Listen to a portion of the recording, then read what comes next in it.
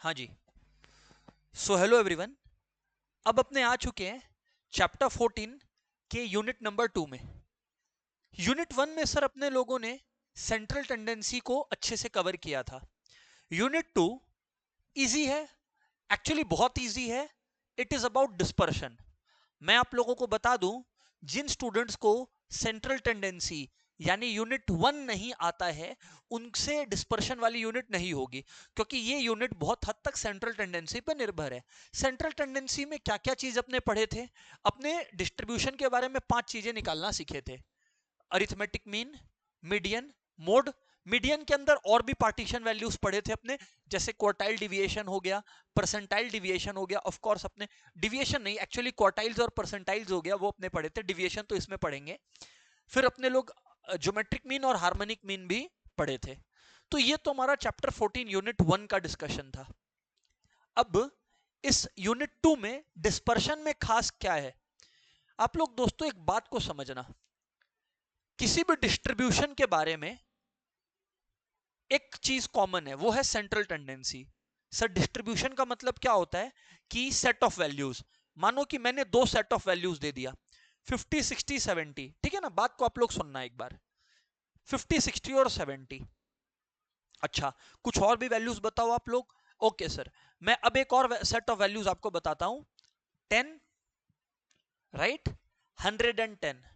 मैंने आप लोगों को दो सेट ऑफ वैल्यूज दिया, दो अलग अलग डिस्ट्रीब्यूशंस दिया। ठीक है, इसको लिखता हूं डिस्ट्रीब्यूशन 1 और इसको लिखता हूं डिस्ट्रीब्यूशन 2। दोस्तों, अगर आप लोग इन दोनों केसेस में मीन निकालोगे, अरिथमेटिक मीन निकालोगे, कहीं ना कहीं दोनों केसेस में अरिथमेटिक मीन आपको 60 ही नजर आएगा। इसका मतलब क्या होता है सर, कि दो अलग अलग डिस्ट्रीब्यूशंस का सेम सेंट्रल टेंडेंसी का मेजर हो सकता है। तब तो सर हम लोगों को एक मिसअंडरस्टैंडिंग हो जाएगी कि ये डिस्ट्रीब्यूशन और ये डिस्ट्रीब्यूशन सेम है, क्योंकि दोनों का अरिथमेटिक मीन सेम है। ये गलत कंक्लूजन है। दो डिस्ट्रीब्यूशन की सेंट्रल टेंडेंसी का मेजर सेम होने के बाद भी उनका स्कैटरनेस, सर ये स्कैटरनेस क्या होता है, मैं आता हूं उस पर। उनका जो स्कैटरनेस है वो अलग हो सकता है, उस स्कैटरनेस को डिस्पर्शन बोलते हैं। अब मैं वापस आता हूं उस क्वेश्चन पे कि सर ये स्कैटरनेस क्या होता है। दोस्तों, इसका मतलब है कि एक सेंट्रल वैल्यू 60 के अराउंड जो बाकी वैल्यूज है, मानो 50 और 70, जितने दूर है उसको हम लोग डिस्पर्शन बोलते हैं। वहीं पर 60, इसका भी सेंट्रल वैल्यू है 10 और 110 का, तो 10 और 110 60 से कितने दूर है वो एक अलग चीज है, अलग मेजरमेंट है, कंपेयर टू इस 60 से 50 और 70 जितने दूर है। सिंपल भाषा में बोलने का क्या मतलब है कि दो तीन चार डिस्ट्रीब्यूशन का सेम मेजर हो सकता है सेंट्रल टेंडेंसी का। उनके सेम होने के बावजूद, उनके सेम होने के बाद भी वो अपने सेंट्रल वैल्यू से कितने दूर है वो अलग हो सकता है। तो कुछ सेट ऑफ वैल्यूज अपने सेंट्रल वैल्यू से कितने दूर है उसी का मेजरमेंट है डिस्पर्शन। अगर ये आपको बहुत कॉम्प्लिकेटेड लगा हो तो मैं इससे भी एक सिंपलर एग्जांपल आपको दे देता हूं, तो चीजें और पकड़ में आएंगी। मान लो कि हमने ना डिसाइड करना है, हमने डिसाइड कर लिया, मान लो कि इंडियन क्रिकेट टीम में ना ऑब्वियसली जब बैटिंग पैर उतरता है तो दो जन उतरते हैं, बराबर ना। हम लोगों ने डिसाइड कर लिया कि एक एंड पर तो मान लीजिए कि ईशान किशन बैटिंग पे उतरेगा। ठीक है, हम लोगों ने ये डिसाइड कर ही लिया कि एक एंड में जब ओपनिंग बैटिंग होगी तो ईशान किशन ही उतरेगा।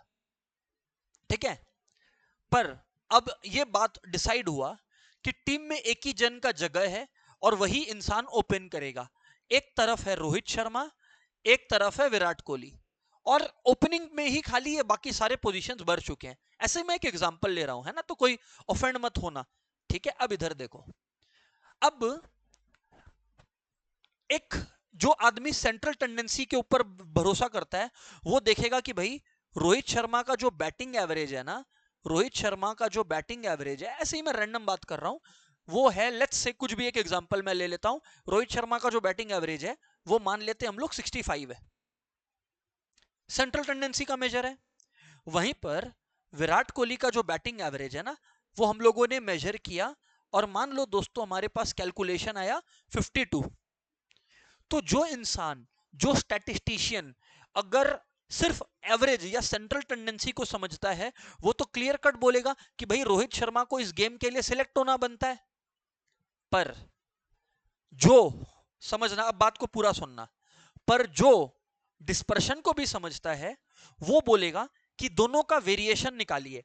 एक बार के लिए वेरिएशन का मतलब मैं नहीं बता रहा, हालांकि हम लोग इस चैप्टर में आज ही पूरा समझ जाएंगे। मान लीजिए कि जो रोहित शर्मा का वेरिएशन है या वेरिएंस है, या वेरिएशन है एज अ परसेंटेज, वो मैं एक बार के लिए कह देता हूं कि रोहित शर्मा का जो वेरिएशन है वो है 45%। एक मिनट, रोहित शर्मा का जो वेरिएशन है वो है मान लो 45%, और विराट कोहली का, ये है रोहित शर्मा का वेरिएशन और ये है विराट कोहली का वेरिएशन। विराट कोहली का वेरिएशन है मान लीजिए एक बार के लिए 5%। अब यहां पर देखो एक इंटरेस्टिंग चीज आ गया, जब मैंने वेरिएंस या वेरिएशन कहा इसका मतलब मैंने आपसे डिस्पर्शन की बात कर दी। अब देखो एक इंट्यूटिव फीलिंग आएगा आपको, एंड वही कॉन्सेप्ट है डिस्पर्शन का, ठीक है ना। देखो इसका मतलब क्या है, 45% वेरिएशन का मतलब है कि रोहित शर्मा अपने एवरेज से 45% इधर उधर खेल जाता है। मतलब जिस दिन उसका दिन अच्छा हो, क्या पता बैटिंग एवरेज 65 है, पर ऑन एन एवरेज वो 45% ज्यादा भी बना सकता है उससे, या जिस दिन खराब हो वो 65 से 45% नीचे भी गिर सकता है। तो मतलब काफी हद तक अपने एवरेज से रोहित शर्मा वेरी करता है, both on the higher side and on the lower side. पर आप लोग अब दूसरी तरफ आ जाओ, वीके विराट कोहली। दोस्तों विराट कोहली का बैटिंग एवरेज है 52, बढ़िया बात है, रोहित शर्मा से कम है, समझ में आता है हमें।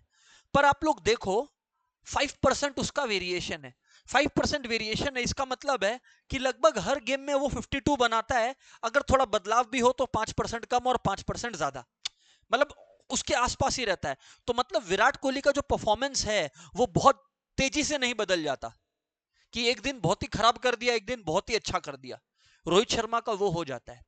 अब आप लोगों को यह देखना है कि आपको ओपनिंग में कौन चाहिए, ऐसा इंसान जो ज्यादा रिलायबल हो, जो एंड तक खेल सके, या एक ऐसा इंसान जो अपोजिशन को सीधा अटैक कर सके। तो अब इस दोनों केसेस में आप लोगों को जवाब मिल जाएगा। अगर मान लो मैनेजमेंट डिसाइड करती है कि भाई ईशान किशन तो ऑलरेडी अटैकिंग बैट्समैन है, तो उसका आउट होने का चांसेस पूरा का पूरा रहता है, तो आप किसके लिए जाओगे, एक रिलायबल पर्सन के लिए। अब अगर आप रिलायबिलिटी फैक्टर पे जज करो दोनों को, तो रिलायबिलिटी में विराट कोहली पहले आता है।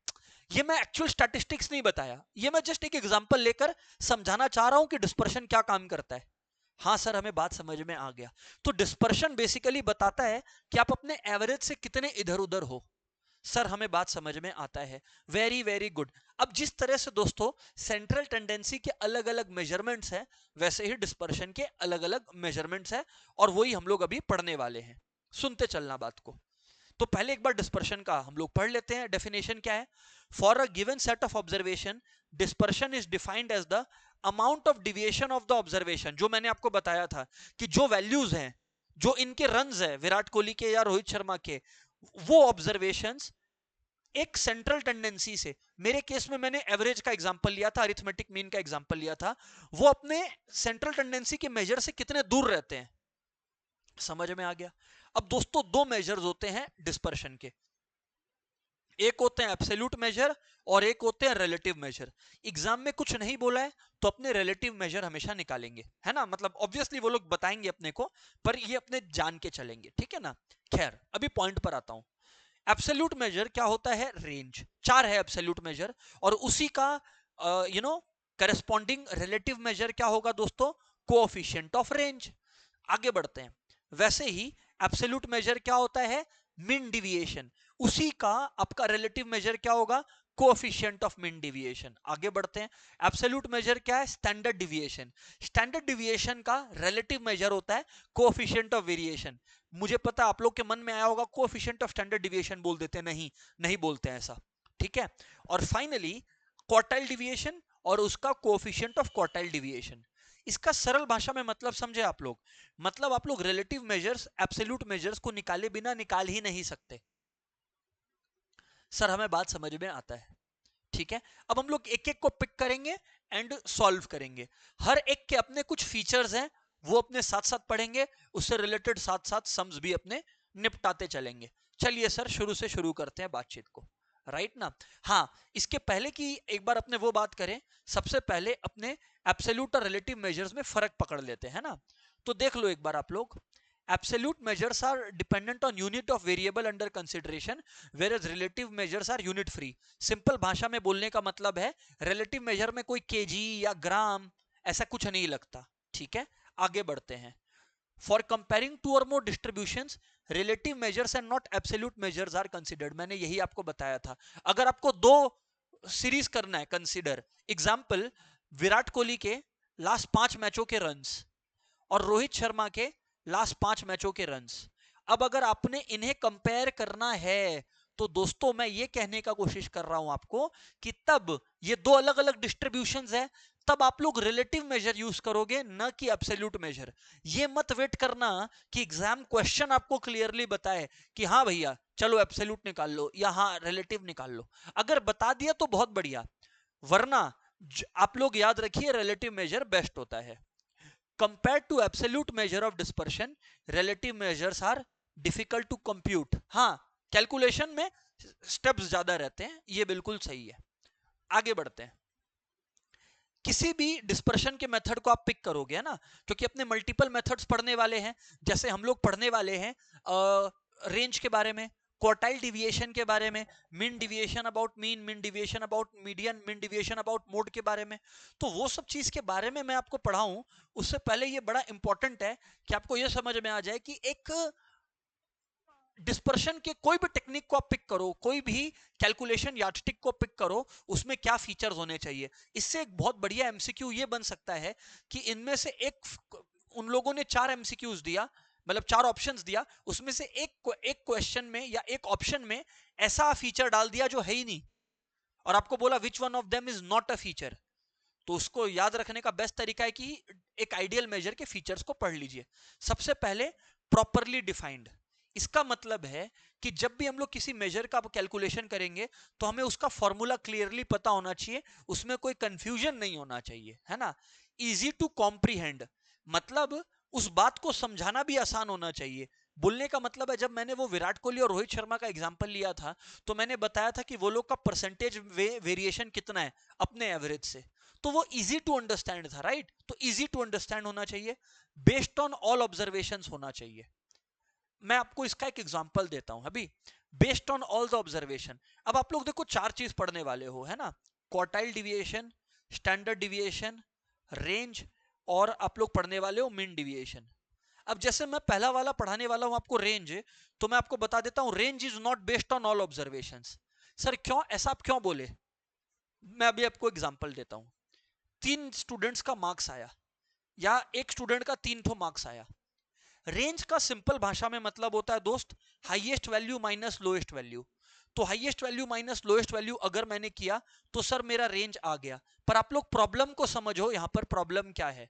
प्रॉब्लम यहां पर यह है कि इसमें कुछ वैल्यूज जैसे 30 को आपने कंसिडर ही नहीं किया, जबकि स्टैंडर्ड डिविएशन जब आप कंप्यूट करोगे तो एक एक वैल्यू को रिस्पेक्ट मिलेगा। हाँ सर समझ में आ गया। तो ये है, it should be based on all the observations, it should be based on all the observations, है ना। इसको मैं आपको एक और एग्जांपल से समझा सकता हूं ना। Based on all the observations वाला फीचर का मतलब क्या होता है। मान लो आप लोग ना अपने क्लोज रिलेटिव के किसी पार्टी में गए, है ना, किसी भी पार्टी में गए, क्लोज रिलेटिव की किसी भी पार्टी में गए। अभी होता क्या है, आप लोग देखना कि जो आपके घर के सबसे सीनियर मोस्ट पर्सन रहेंगे ना, सबसे सीनियर मोस्ट, वो मे बी आपके ग्रैंड पेरेंट्स हो या आपके पेरेंट्स हो, है ना। मान लेते हैं आपके ग्रैंडफादर सीनियर मोस्ट है आपके घर पे, और आपके घर में जो सबसे छोटे हैं ना, आपके घर में सबसे छोटे हैं आपके कोई यंग सिबलिंग है ना, जो घर में सबसे छोटे हैं। आप लोग एक चीज देखना, आपके वो जो गेस्ट है ना, काफी बार ऐसे करेंगे कि आपके जो ग्रैंडफादर है या ग्रैंड पेरेंट है उनसे बात कर लेंगे, जो घर के सीनियर मोस्ट है, वो हो सकते हैं आपके फादर भी हो जो भी है, और यंगेस्ट सिबलिंग से बात करेंगे, है ना। और बाकी के बीच वाले सब ऐसे के ऐसे ही रह जाएंगे। तो ये बेस्ड ऑन ऑल ऑब्जर्वेशंस नहीं है। एक डिस्पर्शन का कायदे का मेथड होना चाहिए बेस्ड ऑन ऑल ऑब्जर्वेशंस, मतलब सारे इंडिविजुअल्स से बातचीत होना चाहिए। 2 मिनट बात करो, झूठा हंसी हंसो, पर बात तो सबसे करो। ये चीज एक डिस्पर्शन में होना चाहिए जो कि स्टैंडर्ड डिविएशन में है, जो कि स्टैंडर्ड डिविएशन में है। अच्छा, unaffected by sampling fluctuations, जी हाँ बिल्कुल, and amenable to some desirable mathematical treatment. इसका मतलब है कि हम लोग जब कोई डिस्पर्शन का मेथड निकालेंगे ना, उसके थ्रू हम लोग बाकी कैलकुलेशंस भी कर सके। मैं आपको एक एग्जांपल देता हूं। आप लोग जब स्टैंडर्ड डिविएशन निकालोगे ना, तो उसके लिए आप लोगों को मीन भी निकालना पड़ेगा। अब फायदा क्या हुआ, कभी आपको मीन दिया हुआ है तो आप स्टैंडर्ड डिविएशन निकाल पाएंगे, और कभी मान लो स्टैंडर्ड डिविएशन दिया हुआ है तो आप उससे मीन भी निकाल पाएंगे। मतलब amenable to desirable mathematical treatment का मतलब है और भी वैल्यूज, और भी मैथ्स के अंदर कॉन्सेप्ट्स कैलकुलेशन हो पाए, उन कॉन्सेप्ट्स के थ्रू उनका रिलेशन होना चाहिए बाकी कॉन्सेप्ट्स के through. That is what is being discussed here.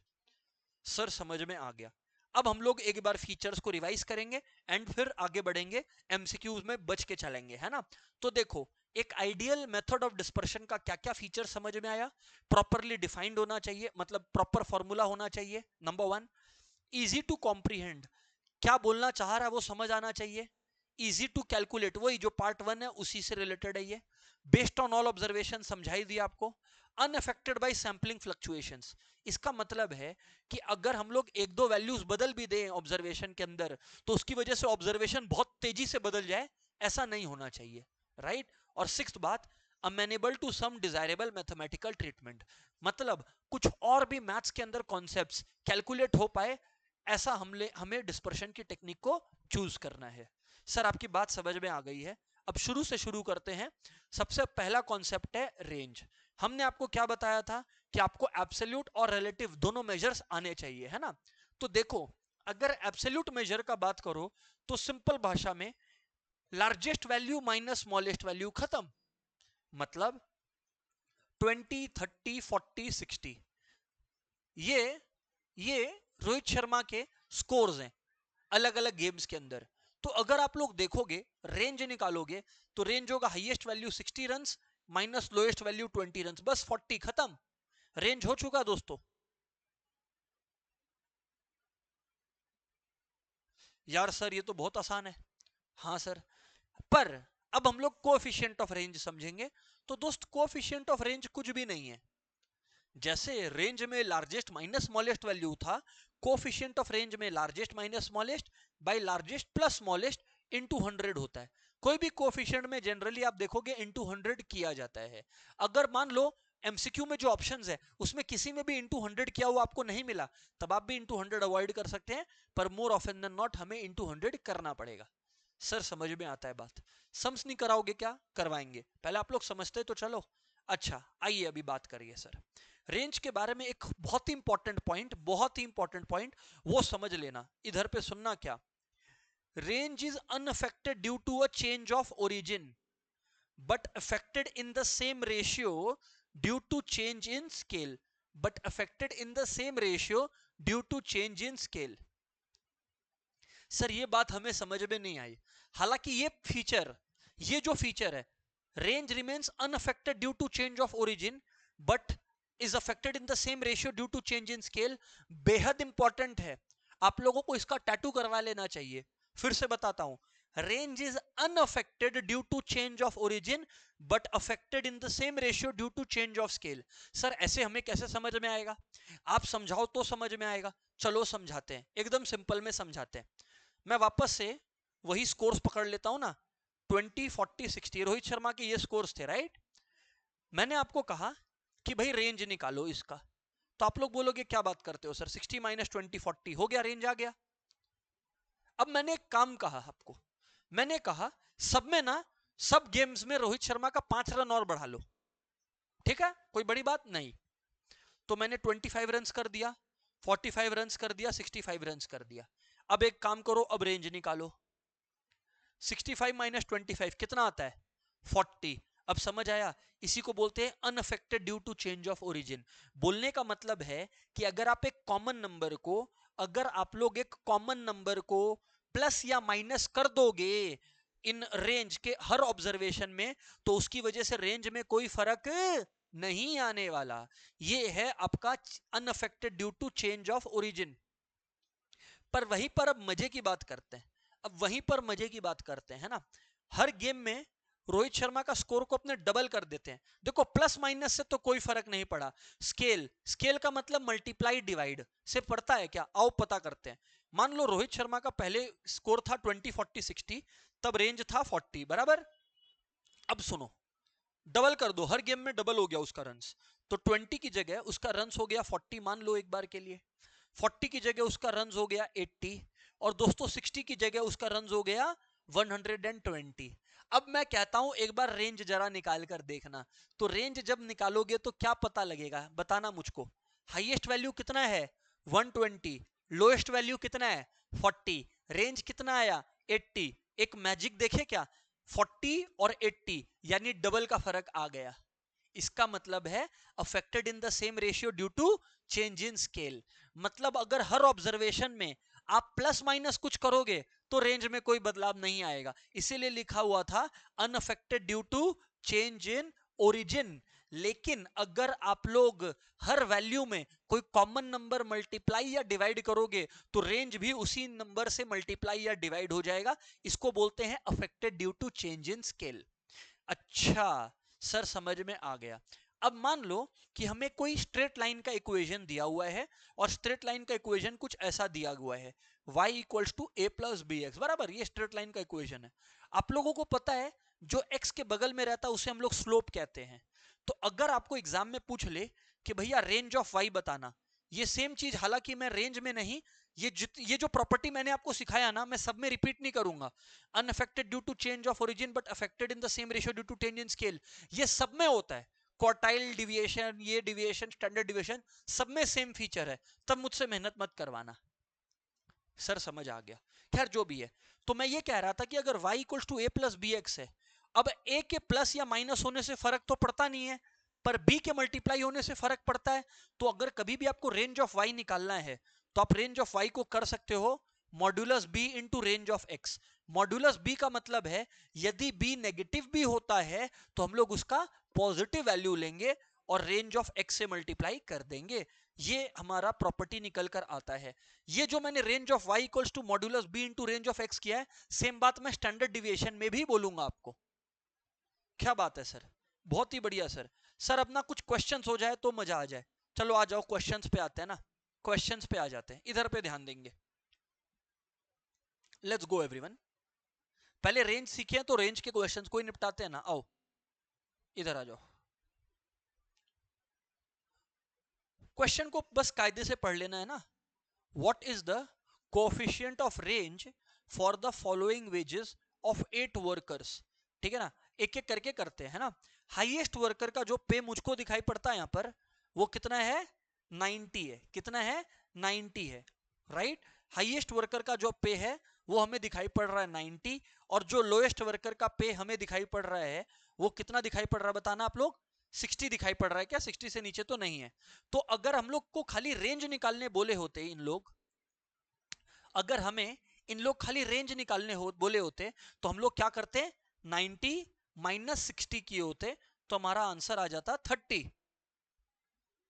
पर देखो इनका दिल मांगे मोर, ये क्या बोल रहे हैं कि 90 माइनस 60 से पेट नहीं भरेगा सर। इन लोग बोल रहे हैं कि 90 माइनस 60 तो 30 हुआ।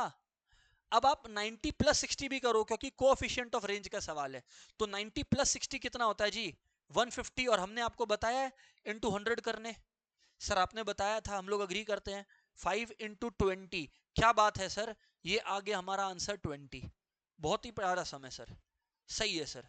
तो ये हमारा पहला क्वेश्चन डन है जिसमें क्वेश्चन का आंसर आया 20। आगे बढ़ते हैं sir, moving on to the next question. For the observations 6 4 1 6 5 10 4 8 ranges. बहुत ही आसान क्वेश्चन है यार, इसमें सीधा रेंज पूछा है। कितने ईमानदार लोग हैं ये, हाईएस्ट वैल्यू है 10 और lowest value I think so 1 है, और तो कोई कम नहीं दिख रहा उससे, तो 9 हो गया, खत्म हो गया सर। आगे बढ़ते हैं। अच्छा, इन लोगों ने इसमें होशियारी दिखाने की कोशिश की। इन लोगों ने इसमें ना हमें बेसिकली क्वेश्चन जो दिया है वो क्लास इंटरवल बेस्ड क्वेश्चन दे दिया है।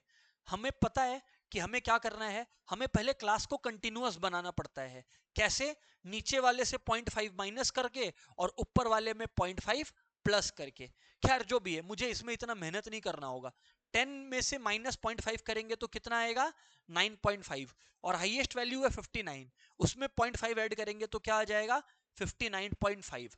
अब बस हमें करना क्या है, क्योंकि हमें बोला है कोएफिशिएंट ऑफ रेंज निकालने को, तो पहले highest value minus lowest value करो, तो 59.5 माइनस 9.5 कितना होता है 50 होता है। अब highest value plus lowest value अगर करोगे तो 59.5 प्लस 9.5 यानी आई गेस 69 आ रहा है, एक बार चेक कर लेना 60, हाँ 69 आ रहा है।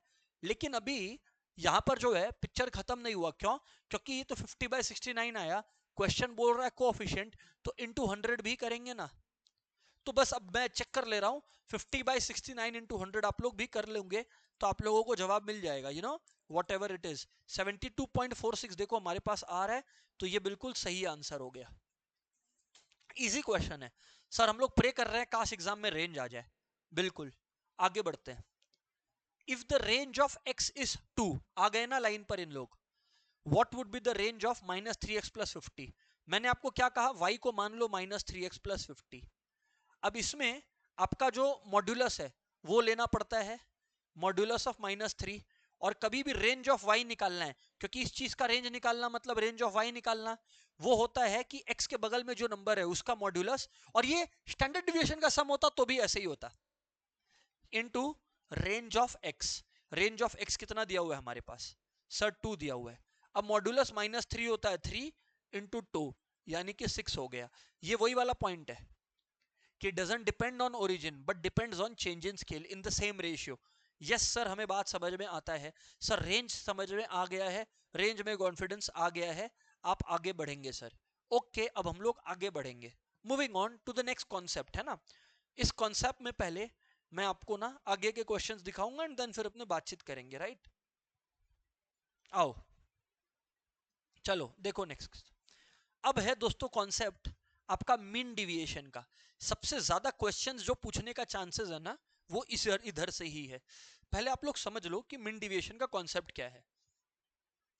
दोस्तों किसी भी चीज का मीन डिविएशन निकालना है तो वो है समेशन, समेशन मॉड्यूलस। मॉड्यूलस का मतलब है हम लोग यहां केवल एब्सोल्यूट वैल्यूज कंसीडर करते हैं, negative values are not allowed. अब मैं ये कह रहा हूं आपको कि how it is computed, xi मतलब individual values minus individual values minus average. अब एक चीज समझना आप लोग, ये हुआ होल डिवाइडेड बाय n। अब यहां पर आपको समझना पड़ेगा कि ये जो a है ना ये कुछ भी हो सकता है, ये कुछ भी हो सकता है। ये a यानी एवरेज जो होता है ये मीन हो सकता है। अगर आपने a लगाया मीन तो आपका निकल रहा है मीन डिविएशन अबाउट मीन। अगर a एक मीडियन है तो इसका मतलब आप लोगों ने निकाला मीन डिविएशन अबाउट मीडियन। और अगर आपका a मोड है तो आपने निकाला mean deviation about mode.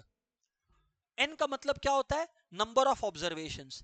n का मतलब क्या होता है सर, सर n का मतलब होता है नंबर ऑफ ऑब्जर्वेशंस। xi का मतलब इंडिविजुअल वैल्यूज हमें कोट करना रहता है। सर बात समझ में आता है। और अगर फ्रीक्वेंसी बेस्ड डिस्क्रिप्शन केस हो तो बस हर वैल्यू में फ्रीक्वेंसी भी उस ऑब्जर्वेशन का मल्टीप्लाई होता है, that is the thing. And अगर आपको कोफिशिएंट ऑफ मीन डिविएशन कभी निकालने बोले, देखो मीन डिविएशन अबाउट मीन अलग बात है, पर अगर कोफिशिएंट ऑफ मीन डिविएशन बोले तो mean deviation about a by a into 100। Sir समझ में आता है, ये हो गया हमारा रिलेटिव मेजर।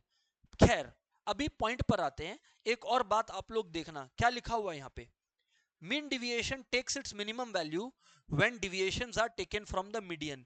क्या प्यारा पॉइंट आ गया, एमसीक्यू में सेट होने का कितना प्यारा क्वेश्चन आ गया कि मीन डिविएशंस का मिनिमम वैल्यू कहां पर होता है। एमसीक्यू से कितना प्यारा क्वेश्चन आ गया। तो याद रखना मीन डिविएशन अपना मिनिमम वैल्यू तब लेता है, मीन डिविएशन अपना मिनिमम वैल्यू तब लेगा जब आपका डिविएशन हमेशा हम लोग मीडियन से कंसिडर करें तो।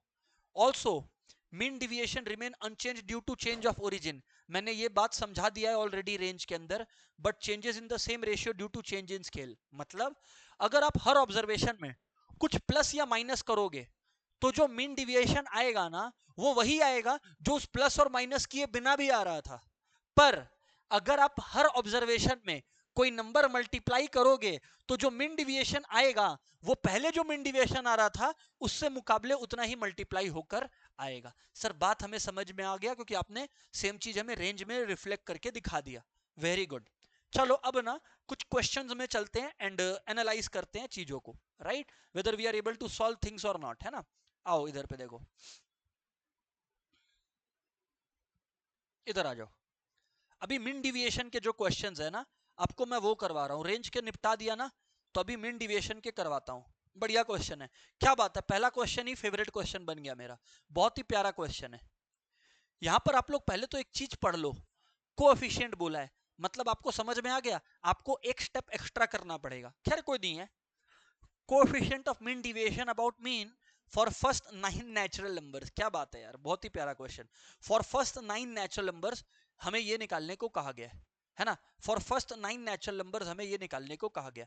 हम लोग बोलेंगे ओके दोस्तों, मीन पहले निकाल लो, क्योंकि आपको निकालना क्या है, पहले तो मीन डिविएशन अबाउट मीन, फिर कोएफिशिएंट का सोचते रहना। आज दोस्त अगर आपको मीन डिविएशन अबाउट मीन निकालना है तो कॉमन सेंस है कि पहले आपको मीन पता होनी चाहिए। पहले आप लोगों को मीन पता होनी चाहिए। पहले आप लोगों को मीन पता होनी चाहिए।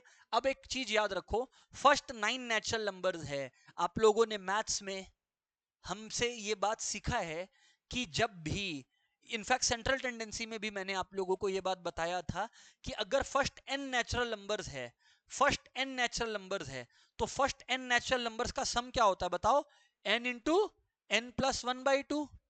तो अगर हमें बोला जाए सम ऑफ फर्स्ट 9 नेचुरल नंबर्स, मैं शॉर्टकट नहीं लगा रहा क्योंकि हर एक स्टूडेंट को समझ में आए। सम ऑफ फर्स्ट 9 नेचुरल नंबर्स है, मतलब 9 इंटू 9 प्लस 1/2 इस फॉर्मूला से आता है। सर हम लोग अग्री करते हैं। तो दोस्त 10 इंटू 9 90/2 यानी कि 45 आ गया, बराबर है। लेकिन 45 मीन नहीं है, 45 तो सम टोटल है पहले 9 ऑब्जर्वेशंस का, यस और नो, वो तो खाली सम टोटल है। पर अगर आपको मीन निकालना है तो अब आपको 45/9 करना पड़ेगा, यानी 5 आ जाएगा। सर समझ आ गया। तो मीन ऑफ फर्स्ट 9 ऑब्जर्वेशंस हमें मिल गया। अब मैं आपको एक सीक्रेट बताऊं क्या, मैंने बोला ना मैं शॉर्टकट नहीं लगा रहा। मुझे अगर कंट्रोल दिया रहता तो मैं क्या करता आपको बताऊं, n इंटू n प्लस 1/2 सम होता है, और नंबर ऑफ ऑब्जर्वेशंस कितने हैं n, उससे डिवाइड कर लो। तो आप लोग अगर n काट दोगे तो सीधा है, आपको एक नया फॉर्मूला मिल गया कि mean of first n natural numbers अगर आपको निकालना है तो सबसे सिंपल फॉर्मूला है, mean of first n natural numbers निकालना है तो सबसे सिंपल फॉर्मूला है n प्लस 1/2। कहने का मतलब है अगर 9 नेचुरल नंबर्स हैं तो उनका एवरेज क्या होगा, 9 प्लस 1/2 यानी 5। ये देखो यहां पर आ गया। इसीलिए मैंने कहा मैं पहले हर स्टेप दिखा रहा हूं। सर हमें बात समझ में आ गया, ये बात इतना कॉम्प्लिकेटेड है नहीं जितना लग रहा था। खैर कोई नहीं, तो हमें मीन निकल के आ गया है, which is very good, which is very good. Mean हमें निकल के आ गया है। अब हम लोग मीन डिविएशन अबाउट मीन निकालेंगे एंड फिर हम लोग बाकी का टेंशन लेंगे, है ना। देखो अब आप लोग 1/9 कर दिया मैं, सर ठीक किया आपने। अब एवरेज आपका कितना आया था, 5 आया था ना, 45/9 5 आया था, ठीक है ना। आपके पास 9 नंबर है, 1 2 3 4 5 6 7 8 9, तो सबका सब्सट्रैक्शन करो ना मॉड्यूलस के अंदर। तो 1 - 5 plus 2 - 5 plus 3 - 5 4 - 5 plus 5 - 5 plus 6 - 5 plus 7 - 5 plus 8 - 5 plus 9 - 5। अब अगर आप इसे सॉल्व करोगे ना तो आप लोग देखो आपके पास यहां पर क्या निकल कर आ रहा है ना। इंडिविजुअली 1 - 5 को जब आप सॉल्व कर रहे हो दोस्त तो आपके पास 4 आ रहा है, डोंट से -4 क्योंकि हम लोग मॉड्यूलस के अंदर बात करते हैं। हाँ 3 आ गया, 2 आ गया, 1 आ गया, 0 आ गया, 1 2 3 4 फिर आ गया। तो ऐसा है 3 + 2 5, 5 + 4 9, 9 + 1 10 और 10 + 10 होता है 20। तो इसका मतलब हमें मीन डिविएशन अबाउट मीन मिल गया है 20/9। मीन डिविएशन अबाउट मीन मिल गया है 20/9। पर सर ये दिल मांगे मोर क्वेश्चन यहां पर नहीं था। क्वेश्चन आपसे क्या पूछ रहा था? क्वेश्चन आपसे मीन डिविएशन अबाउट मीन निकालने नहीं बोला। क्वेश्चन आपको बोल रहा था कि भैया मीन डिविएशन अबाउट क्या निकाल के दो, मीन डिविएशन अबाउट मीन तो निकालो पर कोएफिशिएंट के फॉर्म में। इसका मतलब है 20/9 mean deviation about mean, mean deviation about mean whole divided by mean, हाँ, इनटू 100। तो जब इसको सॉल्व करूंगा तो आएगा 20/45 इंटू 100 आई गेस, नहीं क्या? 20/45 इंटू 100, एक बार चेक कर लो, 20/9/5 और बाजू में इंटू 100 है। ठीक है, सॉल्व करते हैं ना, फिर देखते हैं। 5 2 जा 5 9 जा, तो मुझे जो आंसर आया यार वो तो 200/9 आया। लेट्स सी 200/9 हमारे पास ऑप्शन में है भी कि नहीं है। अच्छा 200/9 है, इन्होंने 400/9 क्यों लिखा? कहीं हमसे कोई सिली मिस्टेक हो गया क्या? ओह ओके ओके, एक मिनट, ये ठीक है, ये ठीक है, तो 20 ये है, हाँ ठीक है ना। अपने तो सारा फॉलो किए, एक बार फिर भी अपने वेरीफाई कर लेंगे, कोई टेंशन वाली बात नहीं है इसमें।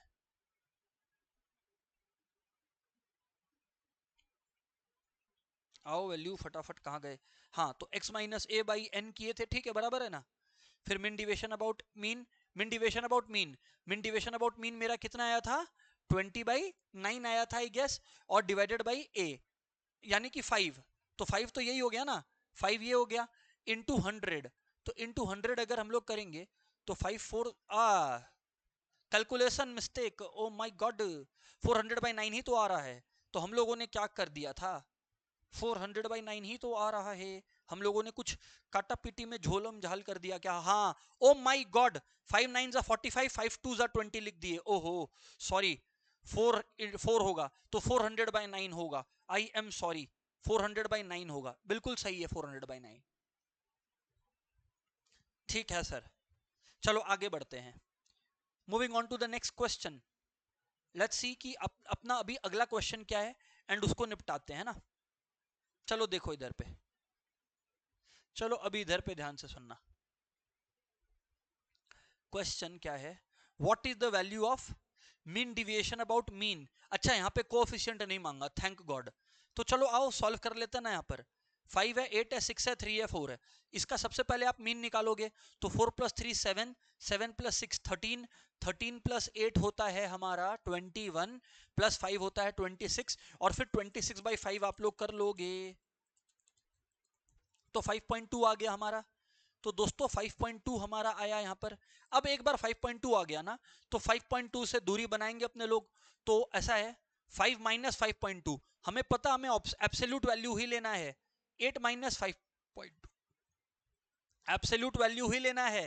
6 - 5.2 एब्सोल्यूट वैल्यू ही लेना है, मतलब पॉजिटिव ही लेना है। 3 - 5.2 मतलब एब्सोल्यूट 2.2, और 4 - 5.2 यानी 1.2। पहले इनको ऐड कर दो और फिर 5 ऑब्जर्वेशंस थे तो 5 से डिवाइड करना है ना। तो ये हो गया 3, ये भी हो गया 3, 3 + 3 6, 6 + 1.2 7.2। अब उसे कुछ नहीं करना, 7.2 डिवाइडेड बाई 5 करना है केवल, 1.44। ओ माय गॉड, आंसर आ गया सर आपका। ठीक है सर, नेक्स्ट क्वेश्चन क्या है, find the value of mean deviation about mean. Again ये वाला क्वेश्चन भी ना अबाउट मीन ही है, बट इसमें क्या है ना, मैं जैसा देख पा रहा हूं 50 60 50 60 ऐसे ही नंबर्स रिपीटेड हैं। तो आओ एक बार हम लोग इसको ना फ्रीक्वेंसी वाली टेक्निक से कर लेते हैं, क्योंकि अगर इसको नॉर्मल टेक्निक से करेंगे हो जाएगा, मतलब ऐसा कुछ नहीं है कि नहीं होगा, बट देन फ्रीक्वेंसी वाली टेक्निक से भी आसानी से होगा। जैसे मर्जी आपको एट द एंड करने से मतलब है। इधर देखो, आओ सॉल्व करते हैं, वैल्यूज गिनते हैं ना, 1 2 3 4 5 6 7 8 9 10 11 11 12 13 14, तो 14 वैल्यूज है। अब हम लोग गिन लेते हैं 50 कितनी बार आया है, जिससे मीन आसानी से निकल जाए। तो एक बार 50 आया, 2 बार 50 आया, 3 बार 50 आया, 4 बार 50, 5 बार 50, 6 बार 50, 7 बार 50, 60 भी 7 बार है, मतलब 1 2 3 4 5 6 7। ठीक है, बहुत आसान है। तो 7 टाइम्स 60 है और 7 टाइम्स 50 है, तो जब दोनों एक ही बराबर बार है तो 50 + 60/2 मीन हमारा कितना आ गया 55, क्योंकि है ही दोनों इक्वल नंबर ऑफ टाइम्स, तो मैं दोनों को ऐड करके बाई 2 कर दिया, ये लो मीन निकल कर आ गया मेरा। अब मैं क्या बोल रहा हूं, मैं जब माइनस करूंगा 55 से 50 को, तो हमारे पास 5 आएगा, क्या आएगा 5 आएगा, 55 - 55 आएगा। अच्छा कितनी बार 5 आएगा, क्योंकि 7 बार 50 है तो 5 कितनी बार आएगा, 7 बार आएगा। और अगर मैं 60 को 55 से माइनस करूं तो भी 5 आएगा, क्योंकि माइंड यू हम लोग एब्सोल्यूट वैल्यूज कंसिडर करते हैं, तो भी 5 आएगा। और कितनी बार आएगा, 7 बार आएगा। और अब हम लोग टोटल को ऐड करके बाई क्या कर देंगे, बाई हमें कर देना चाहिए बाई 14, क्योंकि टोटल में 14 वैल्यूज है। तो 35 प्लस 35 70, 70 बाई 14 होता है आई गेस 5। तो बात खत्म हो गया, सम निपट गया। ओके, नेक्स्ट क्वेश्चन, ये वेरिएंस से आ गया। तो अभी तक हमने ये सीखा नहीं है, देखा नहीं है, तो अभी जबरदस्ती इसके ऊपर ना बातचीत और झगड़ा नहीं करने वाले, आगे बढ़ते हैं हम लोग। सर मीन डिविएशन का कॉन्सेप्ट भी हमें एब्सोल्युटली क्रिस्टल क्लियर है, वेरी वेरी गुड। अच्छा, अब आपको ये तो समझ में आता है ना कि ए का मतलब मीन भी हो सकता था, मीडियन भी हो सकता था, मोड भी हो सकता था। तो जिस तरह से मैंने मीन निकाला, उसी तरीके से अगर अबाउट मीडियन बोलते तो मीडियन निकालते, मोड बोलते तो मोड निकालते। तो इसमें कोई बहुत बड़ी बात नहीं है सर, समझ में आता है। आगे बढ़ो सर। अब आप देखो, जैसे अब इस क्वेश्चन में एक बार जब बात चला है तो एक बार बस डेमोन्स्ट्रेट कर दे रहे हैं। ये क्वेश्चन देखो अब आप लोग, find the coefficient of mean deviation about median. अरे तो क्या हो गया, मीडियन निकालना अपने को नहीं आता है क्या, L1 plus n by two minus c f p by f m into i, median निकाल गया। फिर अब अपने लोग बस जो सब्सट्रैक्ट करेंगे वो मीडियन से करके अल्टीमेटली ये फॉर्मूला लगाएंगे। बस याद रखना फ्रीक्वेंसी भी मल्टीप्लाई हो जाता है और सम टोटल ऑफ फ्रीक्वेंसी से डिवाइड हो जाता है। तो इसमें कुछ ऐसा है नहीं, राइट ना जी सर। आगे बढ़ते हैं। अब आते हैं हम लोग नेक्स्ट ऑब्जर्वेशन पे। जिस तरह से हम लोगों ने कवर कर लिया है रेंज, फिर हम लोगों ने क्या कवर कर लिया था, हम लोगों ने कवर कर लिया था मीन डिविएशन, राइट। अब हम लोग करेंगे स्टैंडर्ड डिविएशन की बात। स्टैंडर्ड डिविएशन पर आते हैं। सबसे ज्यादा पूछे जाने वाला क्वेश्चन मीन डिविएशन के बराबर यही है। आओ इस पे आते हैं। Although mean deviation is an improvement over range, बिल्कुल, रेंज बहुत ही खराब टेक्निक था, मीन डिविएशन उससे बेटर था। It can not be treated mathematically, हाँ। किसके बारे में बोल रहे हैं, मीन डिविएशन के बारे में, कि मीन डिविएशन जो है ना काफी हद तक मैथमेटिकल ट्रीटमेंट के लिए अमेनेबल नहीं है। पर the best measure of dispersion is usually standard deviation which does not possess the demerits of range and mean। तो अगर हमें पूछा गया कि बेस्ट मेजर ऑफ डिस्पर्शन कौन सा है, तो वो स्टैंडर्ड डिविएशन है। कुछ सिलेक्टेड केसेस जैसे ओपन एंडेड क्लासिफिकेशन में आंसर कुछ और होगा, पर अभी के लिए स्टैंडर्ड डिविएशन मान के चलो। स्टैंडर्ड डिविएशन का मतलब है कि हम लोग हमेशा अरिथमेटिक मीन से ही ऑब्जर्वेशन को डिविएट करेंगे। मीन डिविएशन में क्या था, आप मीन से भी डिविएट कराते थे, मीडियन से भी डिविएट कराते थे, मोड से भी डिविएट कराते थे। पर ये जो कॉन्सेप्ट है ना, ये जो कॉन्सेप्ट है ना, इसके अंदर हम लोग जो है स्टैंडर्ड डिविएशन के अंदर हम लोग जो डिविएशन करवाते हैं वो केवल किससे करवाते हैं, स्टैंडर्ड डिविएशन में हम लोग डिविएशन केवल मीन से कराते हैं। और स्टैंडर्ड डिविएशन के भी दो फॉर्मूलाज है, आओ एक एक करके बात करो। सबसे पहले तो सबसे इजीएस्ट फॉर्मूला है रूट ओवर, हर ऑब्जर्वेशन को उसके मीन से सब्सट्रैक्ट करके स्क्वायर कर दो और डिवाइड बाई एन कर दो, फिर होल रूट ओवर कर दो। फ्रीक्वेंसी होगा तो सेम चीज करो, फ्रीक्वेंसी मल्टीप्लाई करके, राइट। तो ये दोनों तरीके हैं। और अगर आप स्टैंडर्ड डिविएशन की स्क्वायर कर देते हो तो आपको क्या मिल जाता है, सर हमें वेरिएंस मिल जाता है। अगर आप स्टैंडर्ड डिविएशन को स्क्वायर कर देते हो तो वेरिएंस मिल जाता है आपको, वेरी गुड सर। और आपको एक और बात बता दें हम साथ साथ, कोएफिशिएंट ऑफ वेरिएशन होता है standard deviation by mean into 100। अगर कभी भी एग्जाम में अगर आ गया ना क्वेश्चन कि कंसिस्टेंसी के बेसिस पर जज करो, तो अगर कंसिस्टेंसी के बेसिस पर एग्जाम में क्वेश्चन आ गया तो coefficient of variation he consistency का बेस्ट मेजर है।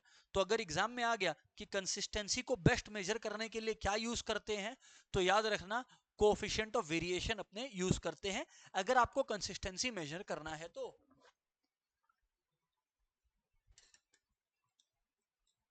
सर बात समझ में आता है हमें, वेरी गुड। अभी चलो इंडिविजुअली ना कुछ सम्स करते हैं, तो क्या है और चीजें समझ में आएंगी कि चल क्या रहा है ना। चलिए आइए, स्टैंडर्ड डिविएशन का भी हम लोग अलग से जगह डेडिकेट कर रखे हैं।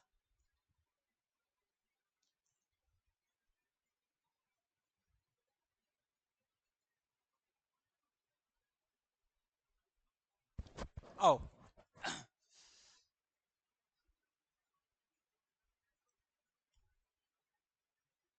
इधर पे आना, इधर देखो। सबसे पहले तो वो जो वेरिएंस वाला फीचर है वो स्टैंडर्ड डिविएशन पर भी लागू होता है। पर अब यहां पर देखना एक इंटरेस्टिंग चीज, क्वेश्चन वेरिएंस का आया, मैं आपको क्या समझाया था, standard deviation of y, hello, standard deviation of y equals to equals to modulus b into standard deviation of x बराबर। लेकिन यहां पर वेरिएंस है तो वेरिएंस में ना बी का स्क्वायर हो जाता है।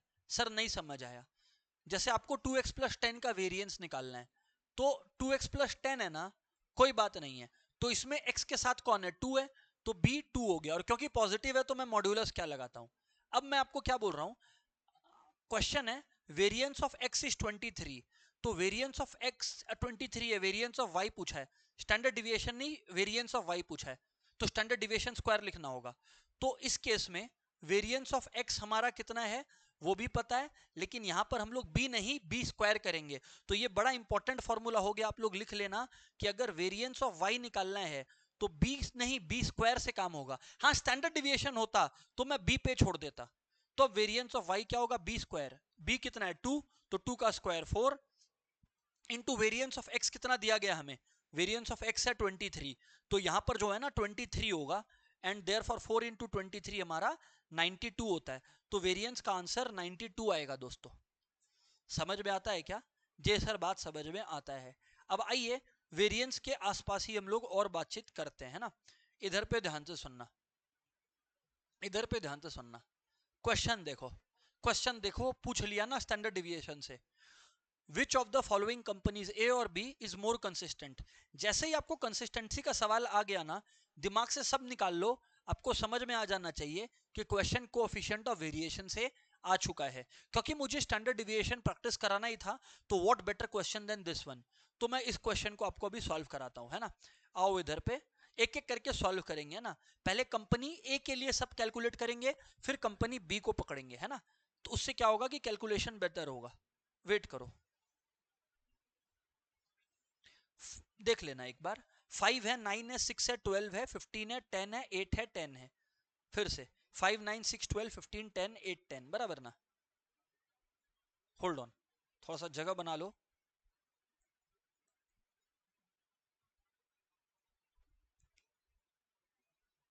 आओ 5 9 5 9 6 12 15 10 8 10 6 12 15 10 8 10 6 12 15 10 8 10 बराबर बात है, तो यस सर बात बराबर है। ये हमें इंडिविजुअल ऑब्जर्वेशंस मिल गया, ये it goes without saying you see कि हमें जो है यहाँ पर ना, हमें जो है यहाँ पर ना सबसे पहले जो है ये करना है, क्या नाम है आपका, पहले मीन निकालना है। तो अगर मैं मीन निकालू यहाँ पर ना, सबको यहाँ पर देखो, 5 प्लस 9 हो गया 14, प्लस 6 हो गया 20, प्लस 12 हो गया 32, 15 हो गया 47, 10 हो गया 57, 57 8 65 और 10 75। एक बार फिर कर लेते हैं, 14 20 32 32 47 57 65 75 बराबर बात है क्या। अब यहां पर आ गया 75 और वैल्यूज गिनेंगे, 1 2 3 4 5 6 7 8, 8 वैल्यूज दिख रहे हैं यार मेरे को, ठीक है ना, 8 वैल्यूज हैं, ठीक है भाई कोई दिक्कत नहीं है। 75/8 आ गया हमारा, 8 वैल्यूज ये ना एक बार चेक कर लेते हैं, 5 9 6 12 5 9 6 12 15 10 8 10 5 9 6 12 15 10 8 10 5 9 6 12 15 10 8 10 बराबर है, कोई दिक्कत नहीं है। मैं बस चेक कर लिया क्योंकि डेसिमल में आ रहा था, 9.375, ओ माय गॉड क्या नंबर आया है, 9.375, कोई उपाय नहीं है। अब हमें पता है हमें क्या निकालना है, हमें पता है सर कि हमें x minus x bar whole square निकालना है, राइट ना। तो अब हमें वो करना पड़ेगा, तो x minus x bar whole square मतलब 5 माइनस 9.375 इनटू वही, यानी कि आ रहा है मुझे मिल रहा है, यहां पर एक बार फिर से देख लेता हूं ना, 9.375 माइनस 5, ठीक है क्योंकि स्क्वायर करना है तो कोई फर्क नहीं पड़ता, इंटू 4.375, हाँ सर सही है, 19.14 आया है, 19.14, मैं राउंड ऑफ कर रहा हूं, ठीक है कोई चक्कर नहीं है इसमें ना, वैसे 9 माइनस 9.375 तो 0.375 होता है, तो 0.375 इंटू 0.375 कितना होता है? 0.375 इंटू 0.375 0.140, तो यानी कि 0.14 लेता हूं ना, 2 डेसिमल तक कर रहा हूं।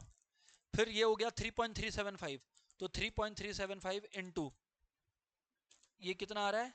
11.39 बराबर। ठीक है सर, कोई दिक्कत नहीं है। वैसे 12 माइनस 9.375 इंटू 6.89 आ रहा है, क्या बात है sir, very very good. 15 minus 9.375 फिर इंटू इक्वल टू, अच्छा जिन लोग कैल्सी में नहीं जानते ये ट्रिक देख लो, 15 माइनस किया मैं 9.375 किया, तो मुझे मालूम है 15 5.625 आया, देखो यहां पर। तो अब जब 5.625 आया ना, तो मैं फिर से इंटू 5.625 नहीं लिखता, मैं बस इंटू और इक्वल टू दबा देता हूं, काम अपने आप हो जाता है। सर समझ आ गया, तो वो मुझे 31.64 मिल गया। आगे क्या है सर? 9, अच्छा 9.375 है ना, तो -10, 9.375 -10 है, तो यानी कि 9.375 -10 और फिर इनटू इक्वल टू, तो वो 0.39 मिल रहा है हमें, और 8 माइनस 9.375 फिर इनटू इक्वल टू 1.89। अब हम लोग इन्हें जब जोड़ेंगे, आप लोग देखो यहां पर, जब जोड़ेंगे है ना, I am just totalling them out, तो 19.14 प्लस कितना है 0.14, फिर है अपने पास 11.39 प्लस 6.89 प्लस 31.64 प्लस 0.39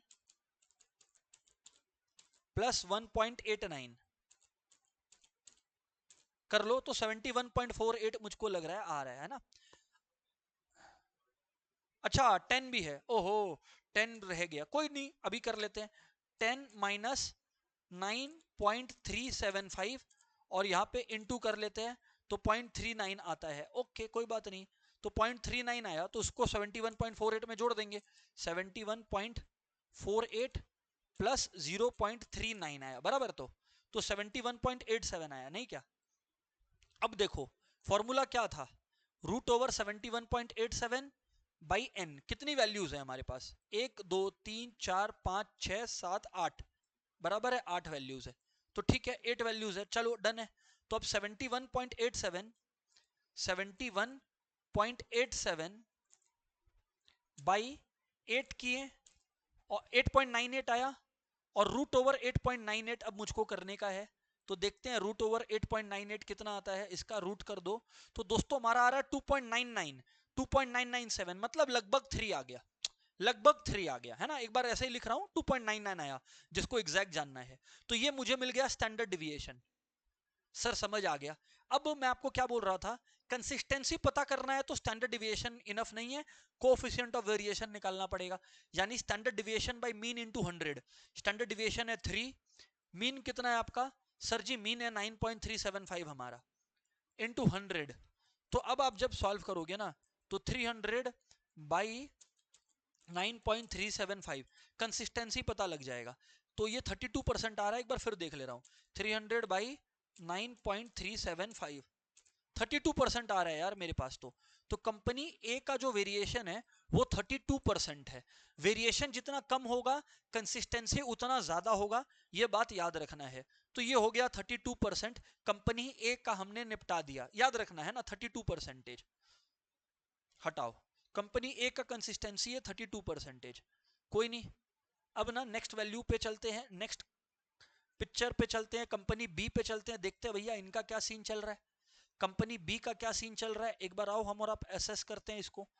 अगर इसका वैल्यूज देखे अपने, तो मुझको दिख रहा है 487 487 है, 158966 158966 बराबर है ना। तो अब अगर ये मिल गया हमें, तो आओ अभी हम लोग इसको सॉल्व करते हैं, एक सेकेंड एवरीवन, फिर से लिखना है। हाँ जी सर, क्या था? 487 158966 1589 966 बराबर। तो अब हमें क्या बोला गया है, पहले तो वैल्यूज निकालना और वैल्यूज चेक कर लेना। 4 8 7 15 18 966 बराबर है।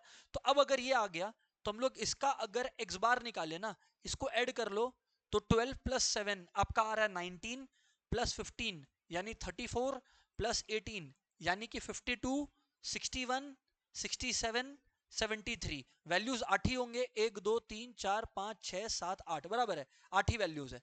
तो 8 वैल्यूज है और फिर से 12 19 34 52 61 67 73 बराबर है ना। तो ठीक ही है, 73 डिवाइडेड बाई 8 हमारा वैल्यू आ रहा है 73 बाई 8, 9.125 आ रहा है हमारे पास।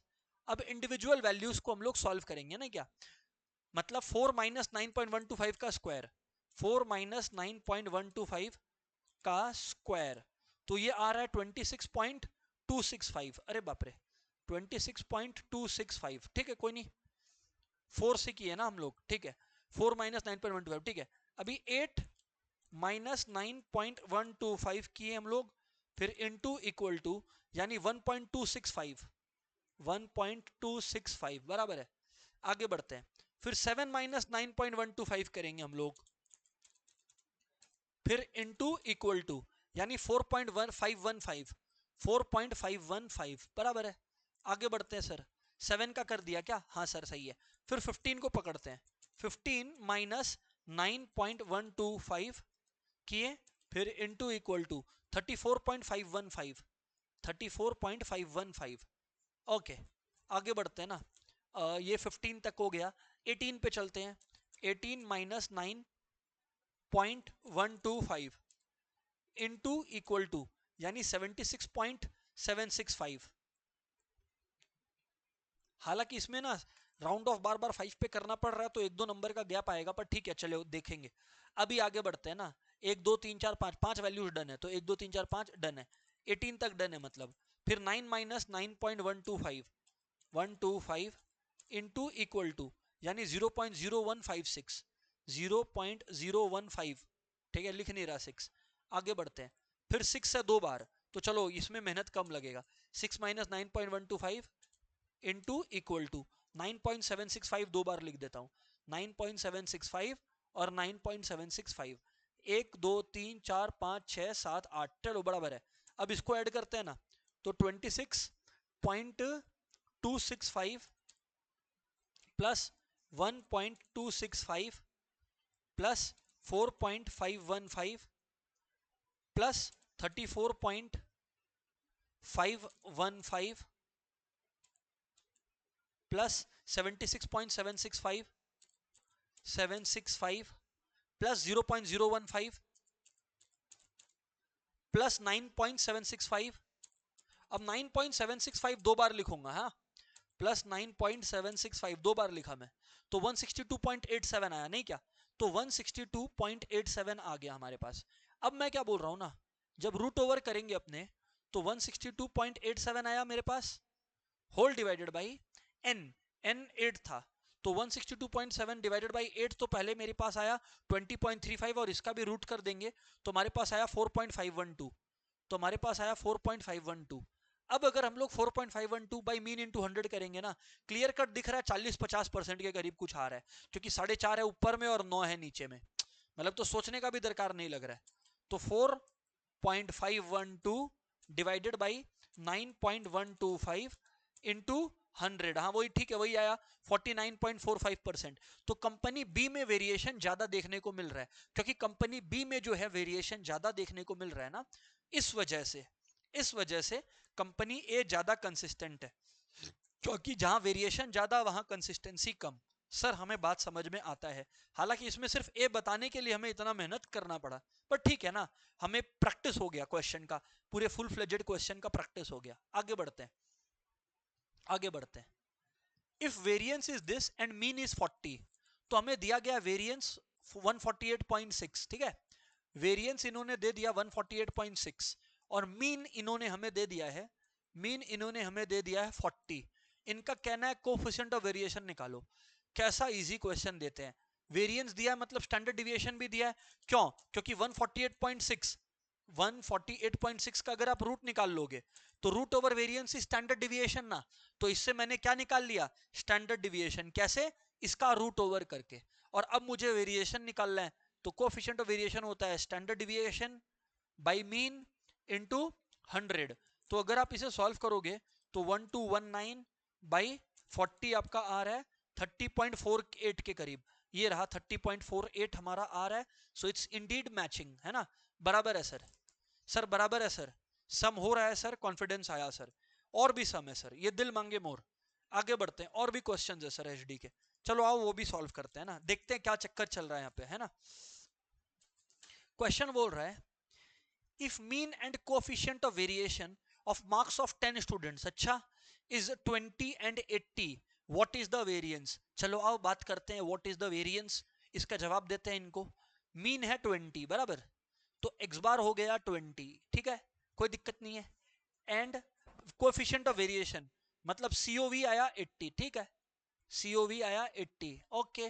What will be the variance, तो मतलब मुझे स्टैंडर्ड डिविएशन निकालना है और फिर उसे स्क्वायर कर देना है, ठीक है। चलो डन है, कर लेंगे। तो स्टैंडर्ड डिविएशन को मान लेता हूं मैं x, नहीं क्या, स्टैंडर्ड डिविएशन को मान लेता हूं x। बाई मीन कितना है 20 इंटू 100 किया आप, जब आपने ये किया तब आपके पास COV 80 आया, नहीं क्या। डन है सर, बात अग्री करते हैं। तो स्टैंडर्ड डिविएशन फिर कितना होगा आपका 80 इंटू 20 बाई 100। यदि आप इसको सॉल्व करोगे तो आपके पास x आ रहा है 16, यानी स्टैंडर्ड डिविएशन आ गया 16। अब आपको पता है कि अगर आपको वेरिएंस निकालना है तो आपको स्टैंडर्ड डिविएशन को स्क्वायर करना पड़ेगा। तो 16 है, वेरिएंस निकालना है तो स्टैंडर्ड डिविएशन 16 है, तो 16 स्क्वायर होता है 256। बराबर बात है सर।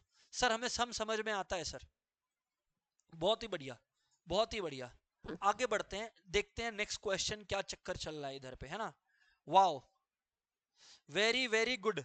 ये सबसे बढ़िया क्वेश्चन आ गया आप लोगों के एग्जाम में, सबसे प्यारा क्वेश्चन नंबर 2, सबसे प्यारा क्वेश्चन। और अगर आप लोग बोलो सो कॉल्ड टफ क्वेश्चन, तो सबसे टफ क्वेश्चन भी यही है। मतलब अगर टफ बोल के कुछ होता है तो ये वाला सम। चलो पहले गो थ्रू करो आप लोग और फिर हम लोग जो है इसको सॉल्व करेंगे, है ना।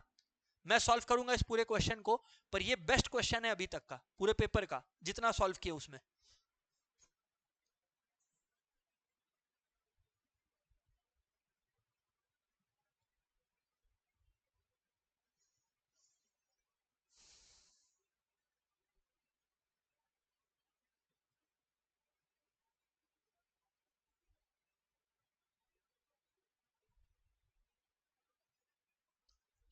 कम ऑन एवरीवन, सर आप ही बता देते तो थोड़ा अच्छा रहता। ओके चलो मैं बात करता हूं आपसे, इधर देखो आप लोग, ये बेस्ट क्वेश्चन है, ये बेस्ट क्वेश्चन है। द मीन एंड SD, आप लोग देखिए यहां पर, the mean and SD of a sample of 100 observations, मतलब टोटल n 100 है, इसमें तो और कोई मेरे को इंफॉर्मेशन दिखा नहीं, ठीक है। वेयर कैलकुलेटेड है, अच्छा मीन हमारा आया 40 और SD हमारा आया 5.1, बराबर है। मीन और SD आया बाई अ CA स्टूडेंट, लेकिन अब हुआ क्या इस बच्चे से गलती, वन ऑफ द ऑब्जर्वेशंस को इसने बच्चे ने ले लिया 50, जबकि लेना था 40। अब एक बात बताओ, अगर 10 का गैप है तो इसकी वजह से, अच्छा और ऑब्जर्वेशंस कितने थे 100, अब इसकी वजह से क्या होगा, टोटल, समझो बात को, इसकी वजह से टोटल में, किसमें, टोटल में, प्लीज एवरीवन पे अटेंशन ना, इसकी वजह से क्या होगा, अब जो टोटल है उसमें मीन गिरेगा और वेरिएंस भी गिरेगा। क्यों, क्योंकि जो नंबर होना चाहिए था वो गिरा। तो अगर 50 से 40 हुआ तो जो मीन है वो भी नीचे जाएगा और वेरिएंस है वो भी नीचे जाएगा, है ना। इनका क्वेश्चन क्या हमारे से पूछा है इन्होंने, इनका क्वेश्चन कुछ और ही है। इनका क्वेश्चन हमसे ये है कि भाई ये बताओ कि correct value of standard deviation क्या होगा। इनका क्वेश्चन हमारे से ये है कि correct value of standard deviation क्या होगा। मैं एक क्वेश्चन ऐड कर दूं क्या अपने मन से, कर दो ऐड, करेक्ट मीन क्या होगा ये भी निकालो। हालांकि करेक्ट मीन का कोई अपने को बात किया नहीं है इन्होंने, पर करेक्ट मीन का भी निकालते हैं। मैं आपको ट्रिक समझाता हूं इसको करने का, है ना। इसको करने का एक सीक्रेट ट्रिक है, वो मैं ट्रिक आपको समझाते चलता हूं, इधर सुनना। मीन कितना आया 40। मीन, एक बात बताओ आप लोग मुझको, सब कोई ईमानदारी से, मीन बढ़ना चाहिए कि घटना चाहिए, घटना चाहिए सर, मीन बढ़ना चाहिए कि घटना चाहिए? सर घटना चाहिए ना। क्यों? क्योंकि सर कुल मिला के बात तो ऐसा है ना कि वैल्यू गिरा है, तो वैल्यू गिरा है तो मीन घटना चाहिए। तो 40 था ओरिजिनल मीन ना, ओरिजिनल मीन कितना था भूल गया मैं, 40। आप ही लोगों ने कहा घटना चाहिए, तो यहां पर जो है मैंने माइनस कर दिया। अब एक बात बताओ, कुल मिला के कितने नंबर का गैप आया? 10 नंबर का। कितने का? 10, क्योंकि बच्चे को लेना था 40, उसने ले लिया 50। तो अगर 10 का गैप आया तो 10 किया। लेकिन ये 10 का गैप किसी एक नंबर पे आया कि पूरे 100 ऑब्जर्वेशंस पे आया? याद रखना मीन का इंपैक्ट पूरे 100 ऑब्जर्वेशंस पर आया, तो डिवाइडेड बाय 100 कर दो। क्या बात है सर, 100 क्योंकि नंबर ऑफ ऑब्जर्वेशंस है। वाह, 100 क्योंकि नंबर ऑफ ऑब्जर्वेशंस है, 10 क्योंकि इतने का डिफरेंस आया, माइनस क्योंकि गिरा, बढ़ाता नंबर बढ़ाना होता तो मैं प्लस लिखा होता। तो जो भी है 40 minus 0.1, the correct answer would be 39.9। Corrected mean, corrected mean पूछा नहीं है इन्होंने, I can very well see it, पर अगर पूछते तो हम ऐसा कुछ किया होता, हमने फिर कुछ ऐसा किया होता। ठीक है sir, we agree with you. पर अब पर अब जो है ना वो बात अब आगे बढ़ेगा, और सुनो अब आगे क्या चल रहा है, ध्यान से सुनना। मेन है करेक्टेड वेरिएंस। करेक्टेड वेरिएंस का जो है ना, यहां पर देखना, इसने ना मीन एंड एसडी निकाला था। एसडी निकाला था इसने, एक भाई ने कितना, 5.1। एसडी इस भाई का आया था 5.1, ठीक है ना, एसडी आया था 5.1। हम बोलते हैं, अब एक चीज समझना, क्वेश्चन है कि एसडी 5.1 आया, मैं पहले इसको ना वेरिएंस में ले जा रहा हूं। अगर एसडी 5.1 आया तो वेरिएंस कितना आया था? मैं रॉन्ग का बात कर रहा हूं, मैं करेक्ट कर दूंगा, पर पहले रॉन्ग का तो बात कर लो मुझसे। तो 5.1 इंटू 5.1 नहीं क्या, क्योंकि स्टैंडर्ड डिविएशन का स्क्वायर होता है, तो 26.01, बढ़िया है। अब मैं आपको एक सीक्रेट फॉर्मूला भी देने वाला हूं, जिससे करेक्टेड वेरिएंस निकल के आ जाता है। एक सीक्रेट फॉर्मूला जिससे क्या निकल कर आ जाता है, करेक्टेड वेरिएंस निकल कर आ जाता है। तो दोस्तों करेक्ट, लेकिन ये तभी होगा जब करेक्टेड वेरिएंस का निकालना हो। तो दोस्तों करेक्टेड वेरिएंस यानी कि new variance will be equal to what, will be equal to, पहले आपका ओरिजिनल वेरिएंस कितना था, 26.01 ओरिजिनल वेरिएंस। अब फॉर्मूला में आप लोग हमेशा प्लस डालो, नेगेटिव होना है मुझे पता है, वो अपने आप ही इंपैक्ट में चला जाएगा। अच्छा, कितने का गैप है? नंबर होना चाहिए था न्यू, न्यू नंबर कितना है बताओ, 40। New number minus old number. देखो, क्या तो आप पुराने तरीके से पूरा वेरिएंस निकालो दोबारा, उतना मेहनत की जगह मैं सिंपल सा तरीका बता रहा हूं, सुनते चलो ना। New variance minus old variance किया, न्यू माइनस ओल्ड वेरिएंस बोल रहा हूं, new observation minus old observation किया। अब ब्रैकेट में new observation plus old observation, new observation plus old observation minus 2 times old observation कर लो। हाँ सर, फॉर्मूला है, ट्रबल है याद रखने में, पर फायदा इसी में है। न्यू ऑब्जर्व लिख देता हूं ना, लिख देता हूं, अभी देखो, ओल्ड वेरिएंस, देख लो, new variance equals to old variance plus new observation minus old observation into new observation plus old observation minus 2 times new observation, whole divided by number of observations. Number of observations कितने थे? 100 थे। Sir बात समझ में हमें आ रहा है। अब आप देखो, ओवरऑल इंपैक्ट नेगेटिव का ही जाएगा, 26.01 क्योंकि गिरना ही है, तो 40 माइनस 50 कितना हुआ, -10, और 40 प्लस 50 होता है 90, माइनस 2 इंटू 40 होता है 80, तो 90 माइनस 80 हो गया 10। क्या बात है सर, बहुत ही बढ़िया, होल बाई 100। तो 100 से ये गया, -1 आया, तो यानी 26.05 प्लस इंटू माइनस कितना होता है, माइनस 25.01 आ गया, हाँ या ना बोलो। तो दोस्तों ये आपका आ गया न्यू वेरिएंस, ये आपका न्यू वेरिएंस आ गया। अगर न्यू वेरिएंस आ गया तो क्या न्यू स्टैंडर्ड डिविएशन नहीं आया क्या? 25.01 लगभग कितना है, 25, और 25 का स्क्वायर रूट कितना होता है, 5, तो जो नया स्टैंडर्ड डिविएशन होगा वो 5 होगा। क्या बात है सर, बहुत ही प्यारा क्वेश्चन। तो इसमें आपको याद रखना है ये वाला बात, old old variance plus new minus old observation into new plus old minus 2 into new, whole divided by number of observations. तो आपको न्यू वेरिएंस मिल जाएगा। क्वेश्चन को हमेशा ऐसे केसेस में वेरिएंस में लेके सॉल्व करना, वरना फिर आप भुगतोगे। आगे बढ़ते हैं, स्ट्रेट क्वेश्चन आया है तो फिर इसको निपटाते हैं ना, इसमें इतना ज्यादा टाइम क्यों कंज्यूम करें। Variance of data 3458 is what. 3458 जो डेटा है इसका वेरिएंस हमें निकालना है। तो आओ हम आपको सॉल्व करते हैं ना। पहले देखो, पहले ऐड कर लो। तो 3 + 4 हो गया 7, 7 + 5 हो गया आपका 12, और 8 हो गया 20, 20/5 हो गया कितना सर जी 4, 20/4 हो गया 5, क्योंकि 4 ऑब्जर्वेशन है ना। तो 7, 12 और 20, 20/4 हो गया 5। अब इंडिविजुअली माइनस करो, तो 5 - 3 कितना हो गया सर 2।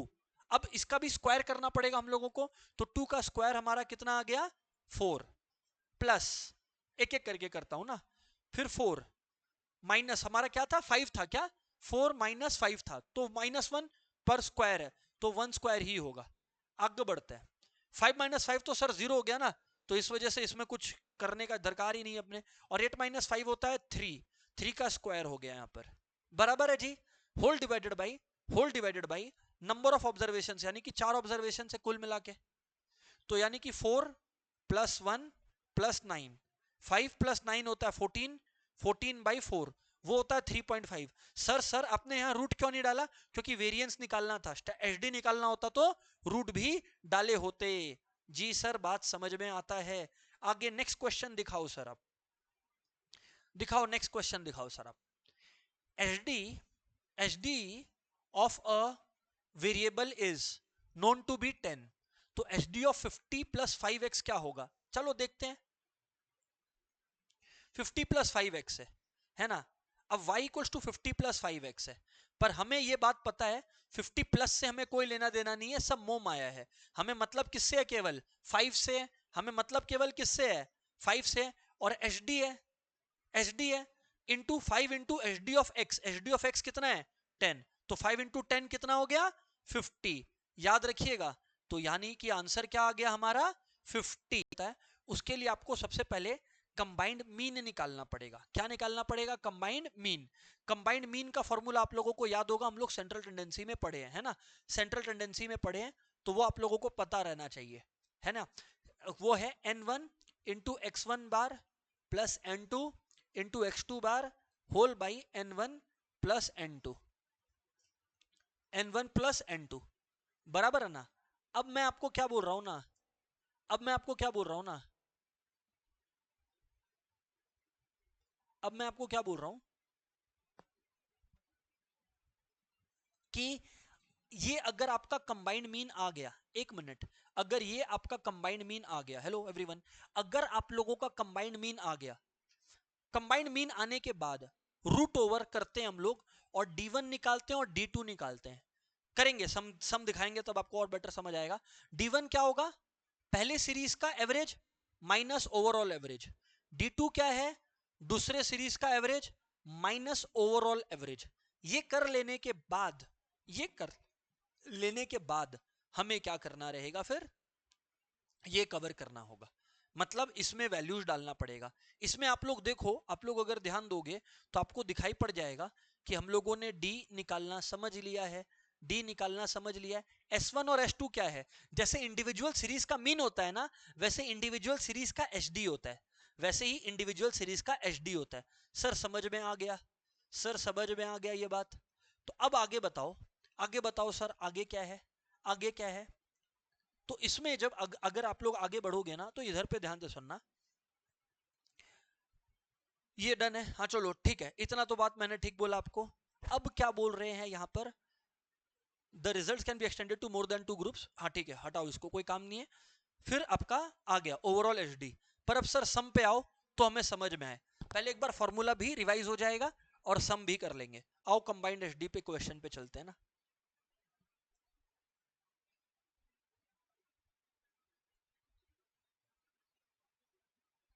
होल्ड ऑन, ये तो कंसिस्टेंसी का क्वेश्चन है, कर चुके अपने।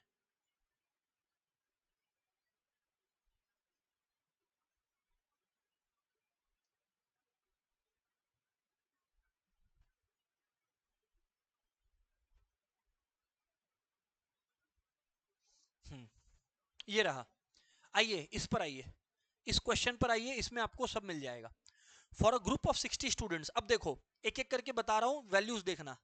n1 60 दिया हुआ है हमें, द मीन इज तो मतलब मीन ऑफ फर्स्ट ग्रुप दिया हुआ है वो है हमारा 45, ठीक है। देखो ना मीन 45 दिया हुआ है, और एसडी जो है यहाँ पे एसडी फर्स्ट ग्रुप का जो लेंगे वो S1 के टर्म्स में लिखेंगे, तो S1 हमारा 2 होगा, ठीक है। The same figures for a group of 40 girl students, तो N2 हो गया 40 हमारा, बराबर है। X2 बार हमारा हो गया 55 यानी एवरेज हो गया, और स्टैंडर्ड डिविएशन जो है हमारा वो 3 आ गया। इतना आ जाने के बाद अभी इन लोग क्या बोल रहे हैं यहां पर समझना, इतना आ जाने के बाद अभी इन लोग क्या बोल रहे हैं थोड़ा सा ध्यान से सुनना। तो देखो यहां पर क्या हो रहा है ना, फिर ये सब पूरा का पूरा बात बताया हुआ है। अभी what they are trying to tell us is, यहां पे ध्यान देना कि कंबाइंड एसडी निकालो, what is the mean and SD of marks if two groups are together. तो अगर गर्ल्स और बॉयज का क्लास को एक कर दे तो क्या होगा कंबाइंड। देखो कंबाइंड मीन बड़ा आसान लगता है आपको, और याद रखना कंबाइंड एसडी निकाल भी नहीं पाओगे कंबाइंड मीन निकाले बिना, ठीक है ना। तो अभी यहां पर देखना n1 इंटू x1 बार यानी कि 60 into 45 plus 40 into 55 whole divided by 60 plus 40 आ गया। तो अगर आप इसे सॉल्व करोगे तो नीचे 100 आ गया। 60 इंटू 45 देख लेना कितना आ रहा है, 60 इंटू 5 300, और 60 इंटू 40 होता है 2400, तो 2700। और यहां पर जो आ रहा है वो आ रहा है आपका 40 50 आर 2000, और ये 2200 ना, तो 2200 आ रहा होगा, बिल्कुल ठीक है। तो यानी कि हमारा आ गया 4900 बाई 100 यानी कि 49। ये देख लो कंबाइंड मीन हमारा 49 आ गया। देखो कंबाइंड मीन मुझे ऐसे भी निकालना पड़ता, क्योंकि अगर कंबाइंड मीन नहीं निकालिएगा तो आपका सम ऐसे भी नहीं बनेगा, बराबर ना। तो चलो सर सही है, डन है, इतना बात तो ठीक बताई आप। आगे बढ़ते हैं, आगे बढ़ते हैं। Let's see what is the next thing they are asking us. चलो अब है कंबाइंड एचडी। कंबाइंड एचडी निकालने से पहले आपको एक बात मैं बता देता हूं एवरीवन। कंबाइंड एचडी निकालने से पहले आपको एक बात बता देते हैं, यहां पर देखना कि सबसे पहले D1 और D2 निकालना पड़ेगा अपने को, राइट। क्योंकि तभी हम लोग कंबाइंड एचडी निकाल पाएंगे। कंबाइंड एचडी का सर फॉर्मूला प्रैक्टिस करा दो एक बार। कंबाइंड एचडी इक्वल्स टू, देखो ऐसा है ना कि पहला बात तो रूट ओवर पूरे में है, रूट ओवर ना पूरे में है, और नीचे में n1 प्लस n2 ही रहना है। अब ऊपर में 4 चीजें हैं, 2 ऑब्जर्वेशन है तो 4, 3 होते तो 6। कैसे मैं समझाता हूं, n1 into s1 square. s1 क्या है अब आप लोगों को पता है, standard deviation of individual series. n2 s2 square, फिर n1 d1 स्क्वायर, फिर है n2 d2 स्क्वायर। सर तो अब आप d1 और d2 निकाल लो। D1 और D2 क्या है at the end of the day दोस्तों, D1 और D2 का मतलब है सब्सट्रैक्शन करना है बेसिकली। सब्सट्रैक्शन करने का मतलब है जो कंबाइंड मीन आया था 49 ना, तो हमें करना क्या है जी, हमें बेसिकली 45 माइनस 49 करना है। तो 45 माइनस 49 किए तो -4 हो जाएगा। देखो प्लस करो या माइनस एट द एंड उसको स्क्वायर ही होना है। और वैसे ही D2 हो गया हमारा 45 माइनस, ये गर्ल्स का एवरेज कितना था 55 था आई गेस, है ना। तो ये कितना आ गया हमारा -10 आ गया, बराबर बात है। तो अब अगर इतना -10 आ गया तो कंबाइंड एसडी अब आप लोग को बस वैल्यूज लगाना है एंड इट्स वेटिंग। n1 जैसे 60 है, s1 का स्क्वायर, s1 है 2, तो ये हो गया 2 स्क्वायर प्लस n2 यानी कि 40 इंटू s2 क्या है 3 स्क्वायर प्लस n1 है 60 इंटू हमारा d1 कितना है -4 का स्क्वायर यानी 16 प्लस n2 यानी कि 40 इंटू D2 का स्क्वायर, D2 यानी कि 10 का स्क्वायर यानी कि आपका आ गया 100, ठीक है ना। 10 का स्क्वायर करना था तो 100 आया ना, और उसके बाद टोटल में 100 है क्योंकि 60 प्लस 40 100 आता है। अब यार ये वाला वैल्यूज को आप लोगों ने बस पुट कर देना है, तो अब आपका आ रहा है 60 इंटू 4 240, 40 इंटू 9 360, 60 इंटू 16 960, और यहां पर आपका आ रहा है 4000 बाई 100। अब आपका 240 और 360 हो गया 600, 600 और 4000 हो गया 4600, 4600 प्लस 960 हो गया 5560 डिवाइडेड बाई 100 हो गया 55.6। इसका रूट ओवर आपका आ रहा है लगभग 7.45, तो लगभग 7.45 इसके आसपास अपने लोग का आएगा। वो आप लोग यहाँ पर देख लेना, जो वैल्यूज इसने बैठाया इन्होंने उस हिसाब से सम किया है ना। अच्छा यहाँ पर इन्होंने 6 स्क्वायर का है डिफरेंस को, अच्छा ऐसा क्यों? अच्छा क्यों? क्योंकि हमने 45 माइनस 55 कर दिया ना, कॉमन मीन तो 49 था, ओवरऑल मीन हम लोगों ने 45 ले लिया था, वो ठीक है, वैल्यू उधर घस गया था इसलिए, तो ये -6 है ना, कोई दिक्कत नहीं है। तो यहाँ पे 100 नहीं दोस्त, यहाँ पर आप लोगों का 36 होगा, ठीक है ना। इसको भी अकॉर्डिंगली बाबू बदल लीजिएगा, तो 1440 होगा, एंड अकॉर्डिंगली फिर आपका 1440 आप लोग पुट कर लोगे तो आपका वैल्यू अकॉर्डिंगली आ जाएगा, मतलब वो ठीक है, ठीक है ना। तो बेसिकली ये फॉर्मूला हो गया हमारा कंबाइंड एसडी का भी। कंबाइंड एसडी को भी अपने लोग कवर कर लिए। एक और क्वेश्चन कर लेते हैं ना, उससे क्या होगा कि कॉन्फिडेंस आ जाएगा। Find the combined mean and combined SD. आओ एक और क्वेश्चन कर लेते हैं। तो कंबाइंड मीन क्या होगा? नंबर ऑफ एम्प्लॉइज है 30 इंटू 4800, बहुत ही आसान है, प्लस 20 इंटू 5000 बाई टोटल यानी कि 50, तो 30 इंटू 4800 आपका आ गया 1,44,000, बराबर है सर, बराबर है सर। प्लस 20 इंटू ये आपका आ गया 1 लाख डिवाइडेड बाई 50। सो यानी कि आप लोग अगर 2,44,000 बाई 50 करोगे तो आपका आ रहा है 4,880, है ना, 4,880 आ रहा है। वो आप एक बार चेक कर लेना, 30 इंटू 4800 प्लस 20 इंटू ये, हाँ ठीक है ना। तो 30 इंटू 4800 यानी 1,44,000 बराबर है, और फिर 20 इंटू 5000, 20 इंटू 5000 हमारा आया 1 लाख बराबर है, और 1,44,000 प्लस ये यानी कि 2,44,000, 2,44,000 डिवाइडेड बाई 50, तो ठीक है 4880 आ रहा है। 2,44,000, 2,44,000, 1,44,000 है, ठीक है, डिवाइडेड बाई 2,44,000 डिवाइडेड बाई 50। हाँ सर 4880 आ रहा है, 4880 आ रहा है बराबर ना। तो यहाँ पर दोस्तों मिसप्रिंट नजर आ रहा है, यहाँ पे मिसप्रिंट है, ये 4880 होना चाहिए। खैर कोई नहीं, बाद में इन्होंने शायद ठीक कर रखा है उसको, तो कोई टेंशन नहीं है, बाद में इन्होंने ठीक कर लिया था, बराबर है। आगे बढ़ते हैं हम लोग। अब मैं क्या बोल रहा हूं ना, D1 निकाल लेते हैं ना, 4800, 4800 माइनस 4880 ना, यानी कि अगर आप लोग D1 निकालोगे तो -80 आ रहा है, और D2 निकालोगे तो 5000 माइनस 4880 बराबर। तो इसका मतलब आप लोगों का कितना आ रहा है? 120। क्या एक बार फिर से चेक भी कर लो भैया, -4880 ना, तो यानी कि 120, ठीक है ना, ठीक जा रहा है। अब आप लोग यहां पर समझना, इतना हो गया। अब आपको कंबाइंड एसडी निकालना है, तो root over n1 plus n2, तो नीचे तो 50 ही लिखना है, ऊपर 4 चीजें आएंगी, क्या 4 चीजें उसमें आएंगी, एक एक करके बात करते हैं। 30 इंटू पहले s1 का स्क्वायर यानी 10 स्क्वायर, प्लस 20 इंटू 12 का स्क्वायर बराबर है, प्लस 30 इंटू -80 का स्क्वायर, -80 का स्क्वायर, प्लस 20 इंटू 120 का स्क्वायर। तो डन है सर। अब आप लोग अगर इसको सॉल्व करोगे, ये बराबर है ना, तो रूट ओवर, अब आप लोग सॉल्व करो तो 30 इंटू 100 यानी कि ये हमारा आ रहा है 100 इंटू 30, 3000 बराबर, 3000 प्लस आप लोग यहां पर ध्यान देना, हमारा आ रहा है 12 स्क्वायर यानी 144, 144 इंटू 2 हो गया 288, तो 2880 आ गया बराबर है, प्लस -80 का स्क्वायर यानी कि 6400 इंटू 30, 6400 इंटू 192,000, 192,000 प्लस 120 स्क्वायर यानी 144, तो आ जाएगा ना 288 करके, 120 इंटू 120 इंटू 20 है ना, इक्वल्स टू 2,88,000, तो 2,88,000, और सब कुछ जो है रूट के अंदर है विथ 50।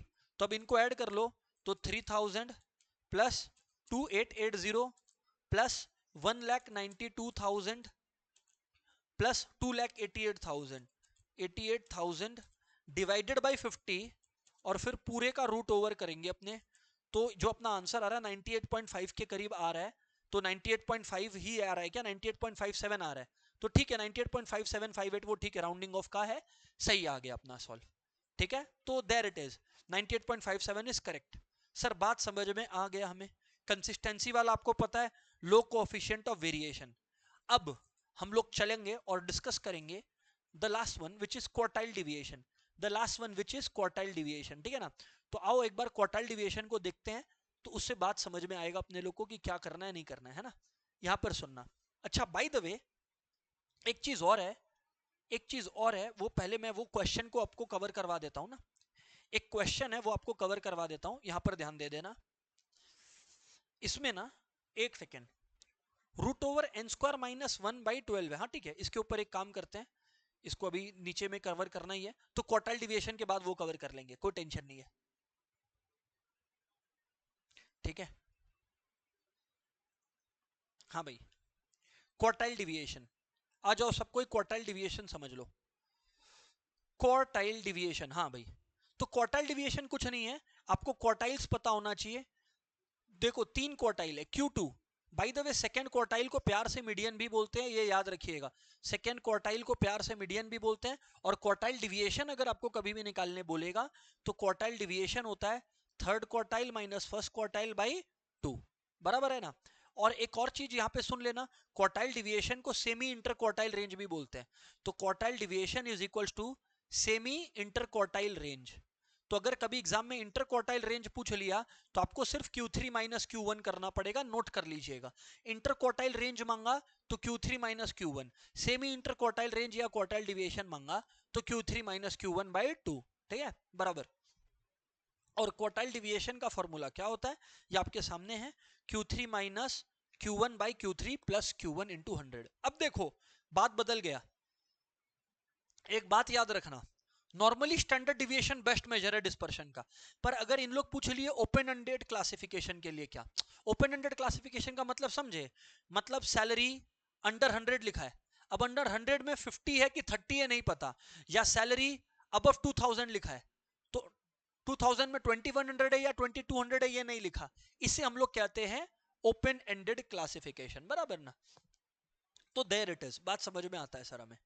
आगे बढ़ते हैं, इधर देखना आप लोग, ये याद रखेंगे आप लोग कि क्वार्टाइल डिविएशन जो है वो बेस्ट मेजर ऑफ डिस्पर्शन है ओपन एंडेड क्लासिफिकेशन के लिए, very important for MCQ.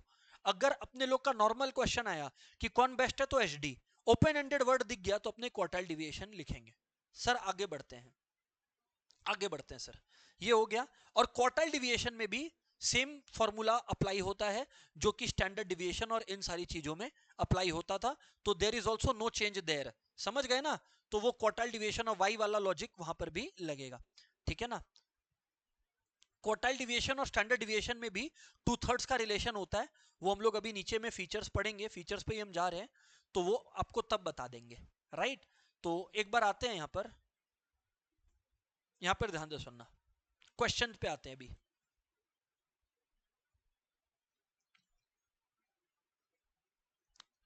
Q3 minus Q1 by 2, ये याद रखना अपने को ना।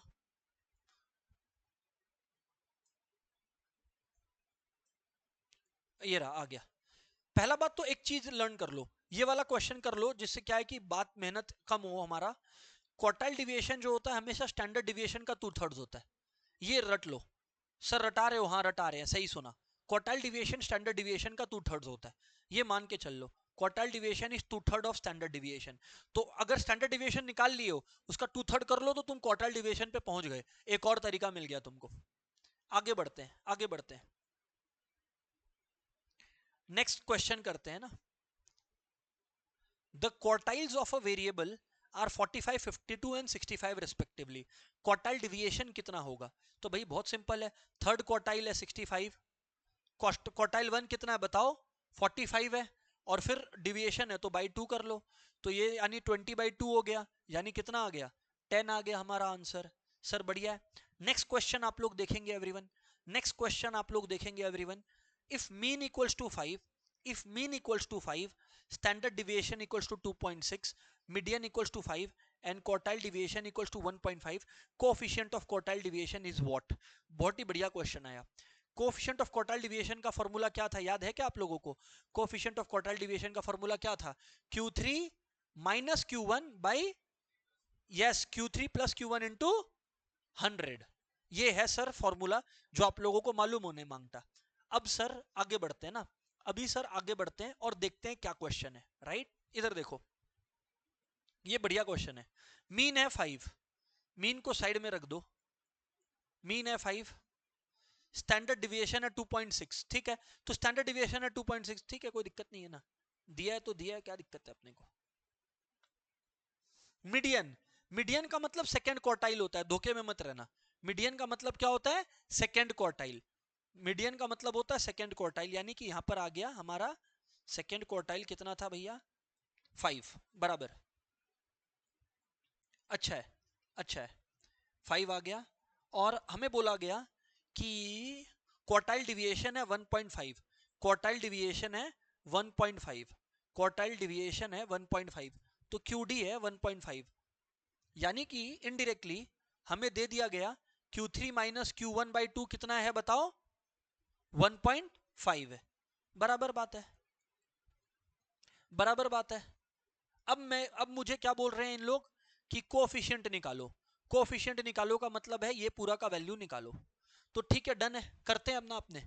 एक चीज समझना, मीडियन का मतलब सेकंड क्वार्टाइल होता है। एक बात आप लोग समझने का चेष्टा करना, ये सेकंड क्वार्टाइल है, ये फर्स्ट क्वार्टाइल है और ये थर्ड क्वार्टाइल है। इनके बीच में जो गैप है, अगर एक सिमेट्रिक डिस्ट्रीब्यूशन है, सिमेट्रिक डिस्ट्रीब्यूशन है मतलब डेटा इवनली स्प्रेड है दोनों तरफ, तो जितना वैल्यूज इधर होगा, जितना डिविएशन इस तरफ होगा, उतना ही डिविएशन इस तरफ होगा। अब क्वेश्चन के मुताबिक, अगर क्वेश्चन को फॉलो कर रहा हूं ना, तो क्वेश्चन के हिसाब से अगर अपने बातचीत करें तो सेकंड क्वार्टाइल तो खैर चलो अपने पास 5 है, मालूम है, कोई दिक्कत नहीं है। पर अगर हम लोगों को क्वेश्चन को फॉलो करना है ना, तो यहां पर आप लोग देखो, what they have told us is कि 1.5 का डिविएशन है, क्वार्टाइल डिविएशन है। तो अगर 1.5 का है और सेकंड क्वार्टाइल 5 है, तो फर्स्ट क्वार्टाइल उससे 1.5 कम होगा, क्योंकि डिविएशन 1.5 का है। तो यानी कि ये अगर 1.5 कम होगा तो ये कितना हो जाएगा?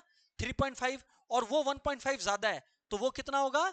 6.5, क्योंकि क्वार्टाइल डिविएशन है सिमेट्रिक डिस्ट्रीब्यूशन में। अब 1.5 का गैप आ गया। सर क्यों? फिर से बोलो। क्योंकि सेकेंड क्वार्टाइल दिया हुआ है, क्वार्टाइल डिविएशन का मतलब ही है कि क्वार्टाइल्स एक दूसरे से कितने दूर स्प्रेड है। तो 1.5 दूर स्प्रेड है, तो मैंने 5 में 1.5 माइनस भी किया, प्लस भी किया। अब फॉर्मूला क्या था? Q3 माइनस Q1, तो Q3 माइनस Q1, Q3 कितना है? 6.5, माइनस Q1 कितना आया? 3.5। भाई दोनों को प्लस भी कर दो और इनटू कितना था? 100 ना, इनटू 100 भी कर लो। तो जब सब्सट्रैक्ट करते हैं तो 3, ऐड करते हैं तो 10 इंटू 100, यानी कितना आ गया? 30%, 30%,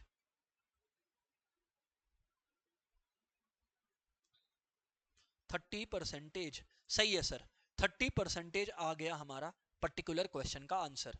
चलिए सर, एक बार सर यहां पर जो है ना, इसमें ना एक चीज है जो अपने को ध्यान रखना है, ठीक है ना? यहां पर सुन लेना आप लोग, जब भी हम लोगों को बोले ना h d of first n natural numbers, तो फॉर्मूला एक्चुअली में 12 को कवर करेगा, root over n square minus 1/12 होगा, ठीक है ना? ये अपने देखते हैं। और अब दिया हुआ है कि 30 है, तो अगर एच डी अपने को फर्स्ट एन नेचुरल नंबर्स का निकालना है, तो ये अगर 30 है, सॉरी रूट 30 है, माई बैड, तो अब हम स्क्वायरिंग बोथ साइड्स करें तो हमारा आ रहा है n square minus 1/12 equals to 30, n square minus 1 हमारा आ गया 360, एन स्क्वायर आ गया 361, और एन आ गया रूट ओवर 361। तो 361 का रूट होता है आई गेस 19, तो हमारा आंसर आ गया 19 इस क्वेश्चन का। इस क्वेश्चन का आंसर क्या आ गया बताना? 19 आ गया। आओ कुछ एक दो क्वेश्चंस क्वार्टाइल डिविएशन के बढ़िया भारी वाले और करवा लेते हैं आप लोगों को डिस्कस, जो कि बेसिकली लॉन्ग फॉर्मेट टाइप हो, है ना? आओ इधर देखो, ये देखो, अब इधर देखना आप लोग, क्या बदमाश है, क्या बदमाश है ये लोग। देखो कैसे क्वेश्चन दिया, find an appropriate measure of dispersion and calculate it. अब देखो इसमें क्या, ये ओपन एंडेड क्लासिफिकेशन है, आपको कैसे पता? अप टू 20 है, 0 to 20 नहीं दिया, या अबव 80 देता तो भी ओपन एंडेड है। और जब भी ओपन एंडेड होता है अपने दिमाग में क्या बजना चाहिए? Quartile deviation. अब आप लोगों को इस सीरीज में सबसे पहले जो वैल्यूज दिए हुए हैं ना, वैल्यूज जो भी दिए हुए हैं अपने पास, एक बार देख लो। 5 है, जो भी डेली वेजेस है ना, अप टू 20 एंड एटसेट्रा, ठीक है। तो 20 तक में 5 है, क्यूमुलेटिव फ्रीक्वेंसी निकाल रहे हैं, क्योंकि क्वार्टाइल का फॉर्मूला याद है ना आपको, क्या है, सेम है जो मीडियन का होता है, बस मीडियन में 2 लगता है, क्वार्टाइल में 4 लगता है।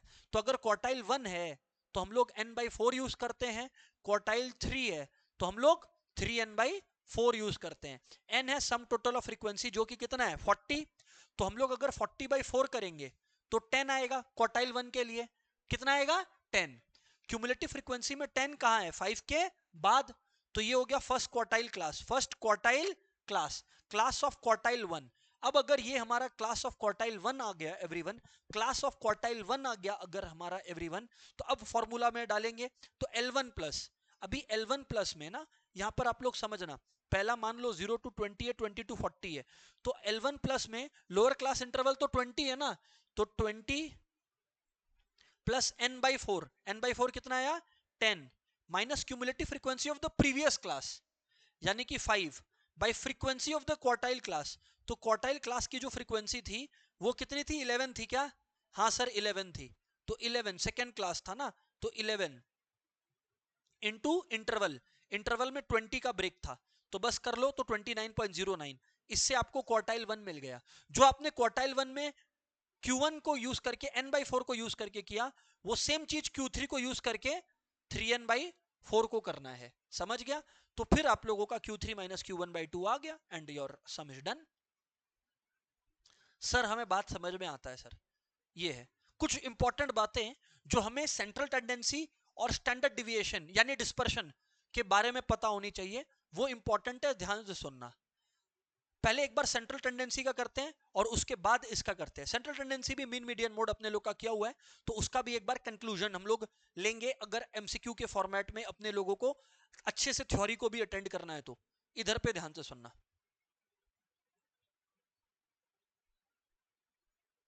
ये देखो, आ जाओ।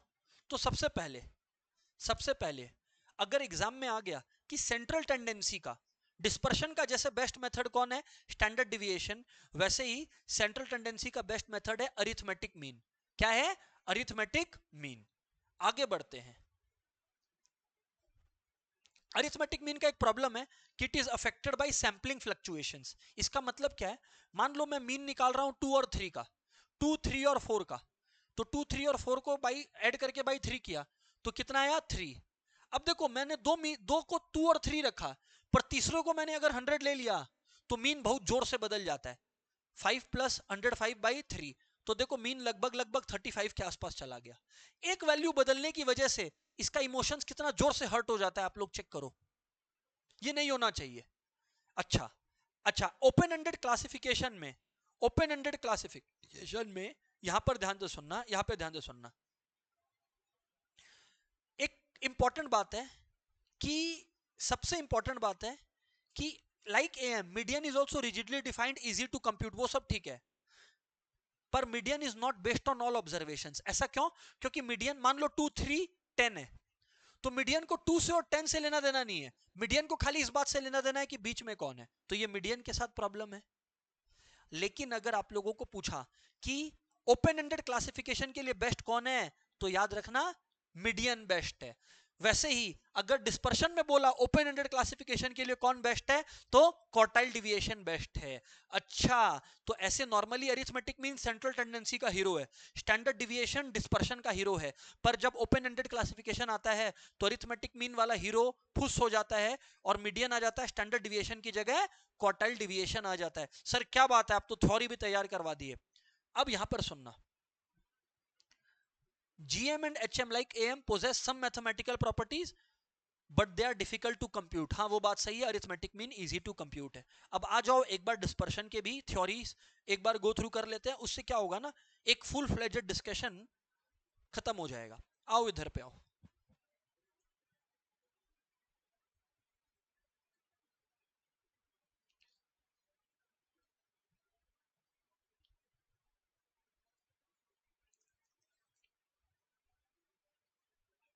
देखिए सर, सबसे पहला बात, सबसे पहला बात जो इन लोग बोलेंगे वो ऑब्वियसली यही बोलेंगे कि जैसे अरिथमेटिक मीन बेस्ट होता है सेंट्रल टेंडेंसी के अंदर, वैसे ही यहां पर जो है हमारा स्टैंडर्ड डिविएशन जो है वो बेस्ट होता है।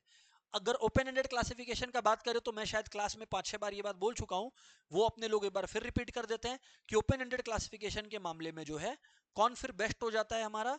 ओपन एंडेड क्लासिफिकेशन का जब बात होता है या झगड़ा होता है तो हमें याद रखना है कि फिर उस केस में जो बेस्ट होता है डिस्पर इसमें वो हो जाता है आपका क्वार्टाइल डिविएशन। आ जाओ ये देख लो, standard deviation is the best, it is rigidly defined, है ना।